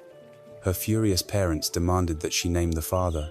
The young woman, terrified of the consequences, and wanting to protect her lover, a young man who worked at the fish market, named the person she thought would be most able to weather the scandal, the master Hakuin. The parents, filled with rage and self-righteousness, stormed to the temple where Hakuin lived. They screamed at him, accused him of being a hypocrite and a lecher, and informed him that he was the father of their grandchild and that it was now his responsibility to care for the infant. Throughout this tirade, Hakuin remained perfectly calm. When they had finished, his only reply was, "Is that so?" His reputation in the town was instantly destroyed. His followers left him. He was treated with scorn and contempt wherever he went. Yet, he accepted the baby without protest. He cared for it with great tenderness and love, begging for milk from neighbors and ensuring the child had everything it needed. A year or so later, the young mother was overcome with unbearable guilt. She confessed the truth to her parents, telling them the real father was the young man from the fish market. The parents were horrified by what they had done. They rushed back to Hakuin, bowed low in apology, explained the truth, and begged for him to return the child. Hakuin, as he calmly handed the healthy, well-cared-for baby back to them, simply said, "Is that so?" This story is a masterclass in equanimity, or upekkha. Hakuin's inner peace was not dependent on the praise or blame of others. He was the unshakable mountain. The fierce winds of false accusation and public shame blew over him, and he was not moved.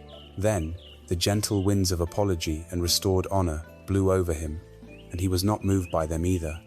He did not cling to his good reputation, so he did not suffer when it was lost. He did not feel the need for vindication when it was restored. He was free because his sense of well-being was entirely internal.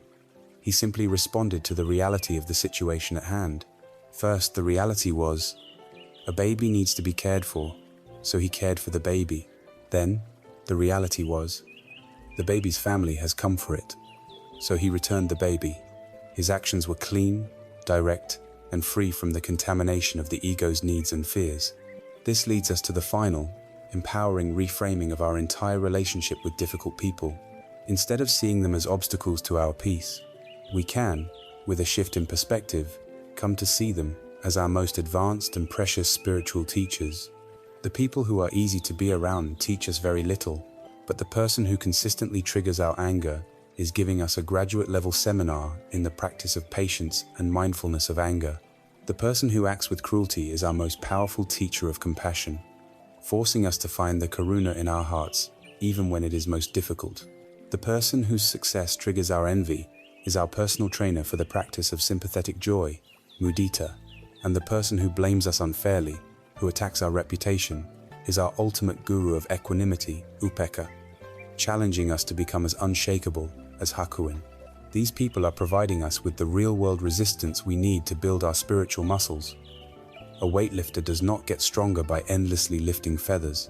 They require the heavy weights. Difficult people are the heavy weights of our practice. When we can truly see them in this light, our feeling of aversion and frustration can slowly begin to transform into a strange and quiet sense of gratitude. We realize that the ultimate freedom is not found in creating a world where no one ever pushes our buttons, but in developing a mind so spacious, wise, and compassionate that we no longer have any buttons that can be pushed. It is the discovery of a peace that cannot be taken away by anyone, because it was not given by anyone. It was cultivated from within. We have come to the end of our guided tour through the vast and profound landscape of Buddhist wisdom. We have journeyed together from the initial recognition of our own unquiet minds, through the deep diagnosis of dukkha and its cause in our own craving. We have learned the technologies of stillness, the anchor of the breath, the wisdom of the body, the power of silence. We have explored the path of the heart, cultivating boundless love, courageous compassion, selfless joy, and unshakable equanimity. We have learned to see through the illusion of the separate self and to apply these insights to the challenges of our daily lives, speech, our relationship with materialism, our difficult emotions, and our interactions with others. But it is essential to understand that arriving at this point is not a graduation. The goal of this journey was never simply to accumulate spiritual knowledge or to understand a series of interesting concepts. The goal is, and has always been, transformation. The map is not the territory. The menu is not the meal. The true work begins now, in the living of our lives. This final chapter is about how we take all of these tools, all of these insights, and weave them into a sustainable, nourishing, and lifelong practice. For peace is not a destination we arrive at once and for all. It is a garden we must tend to, a sanctuary we must build, day by day, moment by moment, within our own hearts. The first step in creating a lifelong practice is to build its outer architecture. We must consciously create the conditions in our external lives that will support our inner aspirations. This begins with the two sacred pillars of time and space. First, we must create sacred time. In our culture of busyness, this is a radical act. The most important factor in a sustainable practice is not the duration of any single session, but its consistency. It is far more potent and transformative to meditate for 15 minutes every single day than it is to meditate for 2 hours once a month. Daily practice creates a powerful momentum. It begins to literally rewire the neural pathways of the brain, making mindfulness and calm our new default setting, rather than a rare and special state. Look at your daily schedule with honest eyes and find a time that you can realistically dedicate to formal practice. For many, the quiet moments of the early morning, before the day's demands and distractions begin their assault, are ideal. Treat this time not as another chore on your to-do list, but as a non-negotiable appointment with the most important person in your life, your own deepest self. Guard this time fiercely, for it is the water that will nourish the garden of your entire day. Alongside sacred time, we must create a sacred space. This does not mean you need to build a special meditation hall in your home. The power of a sacred space lies in its intention, not its grandeur. It can be a single chair in a quiet corner of your bedroom. It can be a small cushion on the floor. The key is to designate a physical location that, as much as possible, is used only for your practice. This creates a powerful psychological association. Over time, the simple act of sitting down in that particular spot sends a signal to your body and mind. It is now time to be still. This space becomes an outer reflection of the inner sanctuary you are building. You can enhance this by keeping the space clean, simple, and uncluttered. You might wish to place a single object there that inspires a sense of peace or reverence: a candle, a small flower in a vase, an image that speaks to you. This dedicated space becomes a visible reminder of your commitment, an anchor in the physical world that helps you moor your inner world each day. The second crucial support for a lifelong practice is its social architecture. The Buddha was very clear that while the path is a personal one, it is exceptionally difficult to walk it entirely alone. In the Buddhist tradition, practitioners are encouraged to take refuge, not just in the Buddha, the example of the awakened potential in all of us, and the Dharma, the teachings and the path itself, but also in the Sangha community of fellow travelers. In our individualistic culture, we often feel we must solve our problems by ourselves, but we are profoundly social creatures, deeply influenced by the people with whom we surround ourselves. To walk this path in isolation is to swim against a powerful cultural current of distraction and materialism. A Sangha is a source of immense support, inspiration, and wise accountability. It is a group of friends with whom we can share our struggles without shame and our insights without ego. It is the person we can call when our practice feels dry and stagnant, who can remind us that they, too, have been there. It is the collective energy of a group sitting in silence together, which can carry us through moments when our own determination falters. In the modern world, finding a Sangha can take many forms. It might mean joining a local meditation center or a sitting group. It could involve finding a reputable and well-moderated online community. Or it could be as simple as forming a small, informal group with 1 or 2 trusted friends who are committed to a similar path, meeting regularly to sit together and share your experiences. To walk with others is to be reminded that you are not alone in your struggles, your questions, or your deep aspiration for a more peaceful and meaningful life. There is a simple, archetypal story that speaks to the heart of this entire endeavor. A young man, filled with a great spiritual yearning, heard of a priceless treasure known as enlightenment. Believing it to be a physical object hidden in some faraway land, he left his small village and set out on a grand search. For many, many years he traveled the world. He climbed the highest, most remote mountains to seek the wisdom of silent hermits. He sailed across the widest oceans to sit at the feet of famous gurus. He pored over dusty, ancient scrolls in forgotten libraries. He gathered immense knowledge and had countless exotic experiences, but the ultimate treasure he sought always seemed to elude him. Finally, as an old and weary man, his body tired and his heart full of disappointment, he gave up the search and decided to return home. As he walked the familiar path into his village, he saw the simple house where he had grown up and the old tree in its yard. He sat down to rest beneath its branches, completely surrendered, with no more goal, no more seeking, no more striving. In that moment of utter stillness and letting go, his mind became profoundly quiet, and a deep, radiant peace that he had never known flooded his entire being. He realized, with a silent, joyful laugh, that the priceless treasure he had spent his entire life searching for across the globe was not in any mountain cave or ancient scroll. It had been patiently waiting for him, right here, in the simple, silent, and ever-present reality of his own being, at home. This story reminds us that while the structure of our practice is important, the inner attitude we bring to it is paramount. The inner architecture of a lifelong practice is built from two materials: boundless patience and radical self-compassion. It is essential to understand that progress on this path is not linear. It does not move in a straight, upward line. There will be days, even weeks or months, where your practice feels joyful, easy, and full of insight. There will also be days and weeks where it feels dry, boring, and utterly frustrating, where your mind seems more chaotic than ever before. This is completely normal. These fluctuations are part of the path. We must meet them with an immense patience. The patience of a good gardener who knows that a seed needs time, seasons, and periods of dormancy before it can sprout and blossom. And above all, we must infuse our practice with a relentless self-compassion, with karuna directed at ourselves. When you have a meditation session where your mind wanders for 19 minutes out of 20, the practice is not to judge yourself as a failure. The practice is to congratulate yourself for the 1 minute of awareness and for the courage you showed in simply sitting down. When you miss a day of practice, the path is not to berate yourself. It is to gently begin again the next day, without any fuss.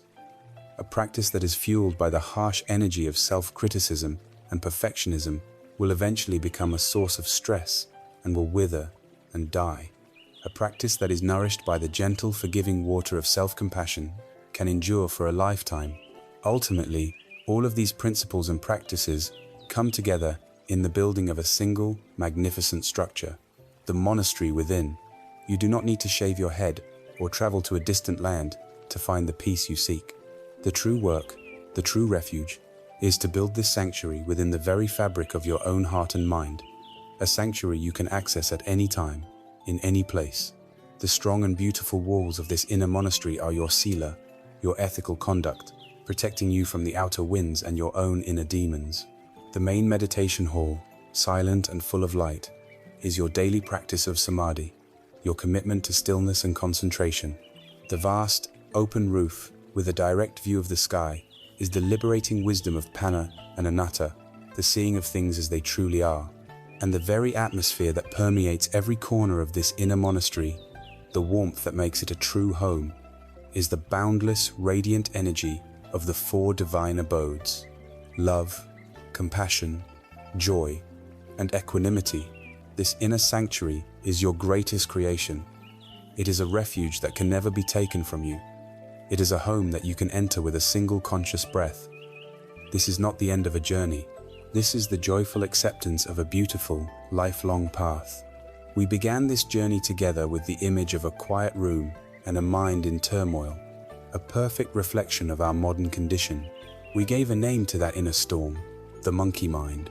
Fueled by the relentless, burning thirst of tanha, we look bravely at the universal experience of dukkha, the pervasive friction of a life lived out of alignment, and we heard the profound and hopeful truth that there is a way through it, a path to the cessation of this struggle. We have walked that path together. We learned to anchor our frantic minds in the simple, humble, and ever-present reality of the breath. We learned to come home to our bodies, to listen to their wisdom and inhabit them with kindness. We discovered the immense and generative power of true silence. We opened the heart, cultivating the boundless warmth of loving kindness, the courageous tenderness of compassion, the selfless delight of sympathetic joy, and the unshakable, mountain-like stability of equanimity. We then took these inner tools and applied them to the challenges of the outer world, to our speech, to our relationship with materialism, to the fire of our anger, and to the difficult people who serve as our greatest teachers. And finally, we looked at the very core of our suffering, the clinging to a solid, separate self, and found not a prison to be escaped, but an open, flowing, and interconnected process to be embraced. This entire journey points to a single, simple, and transformative truth. The peace we so desperately seek is not out there. It is not in the next accomplishment, the next purchase, the next relationship, or the next destination. It has been here all along, patiently waiting for us beneath the noise of our own unquiet minds. The strength we yearn for is not the power to control the world, but the quiet, unshakable power that comes from mastering our own inner landscape. Silence, we have discovered, is not an emptiness to be feared, but a vibrant fullness. It is not the absence of sound, but the presence of a deep, listening awareness. Peace is not a future goal to be attained after a long and arduous struggle. It is our fundamental nature. It is the silent, spacious ground of our own being. The practice, then, is not one of creating something we lack, but of uncovering something that has been obscured. It is the gentle, persistent work of clearing away the clouds of confusion, so that the ever-present sun of our own awareness can shine through. The map has now been shared. The tools have been offered. The path is clear. The rest of the journey is yours. Know that this path is not one of perfection, but of patience. There will be moments of great clarity and moments of deep confusion. There will be days of joyful ease and days of frustrating struggle. Meet all of it with a boundless and compassionate heart, especially for yourself. You are the architect of your own inner peace. You are the builder of the monastery within. You do not need to be anywhere else than exactly where you are right now to begin. You have everything you need. It begins not with a grand gesture, but with the simplest and most profound act of all. It begins with a single, conscious breath. The journey is lifelong, and it begins now.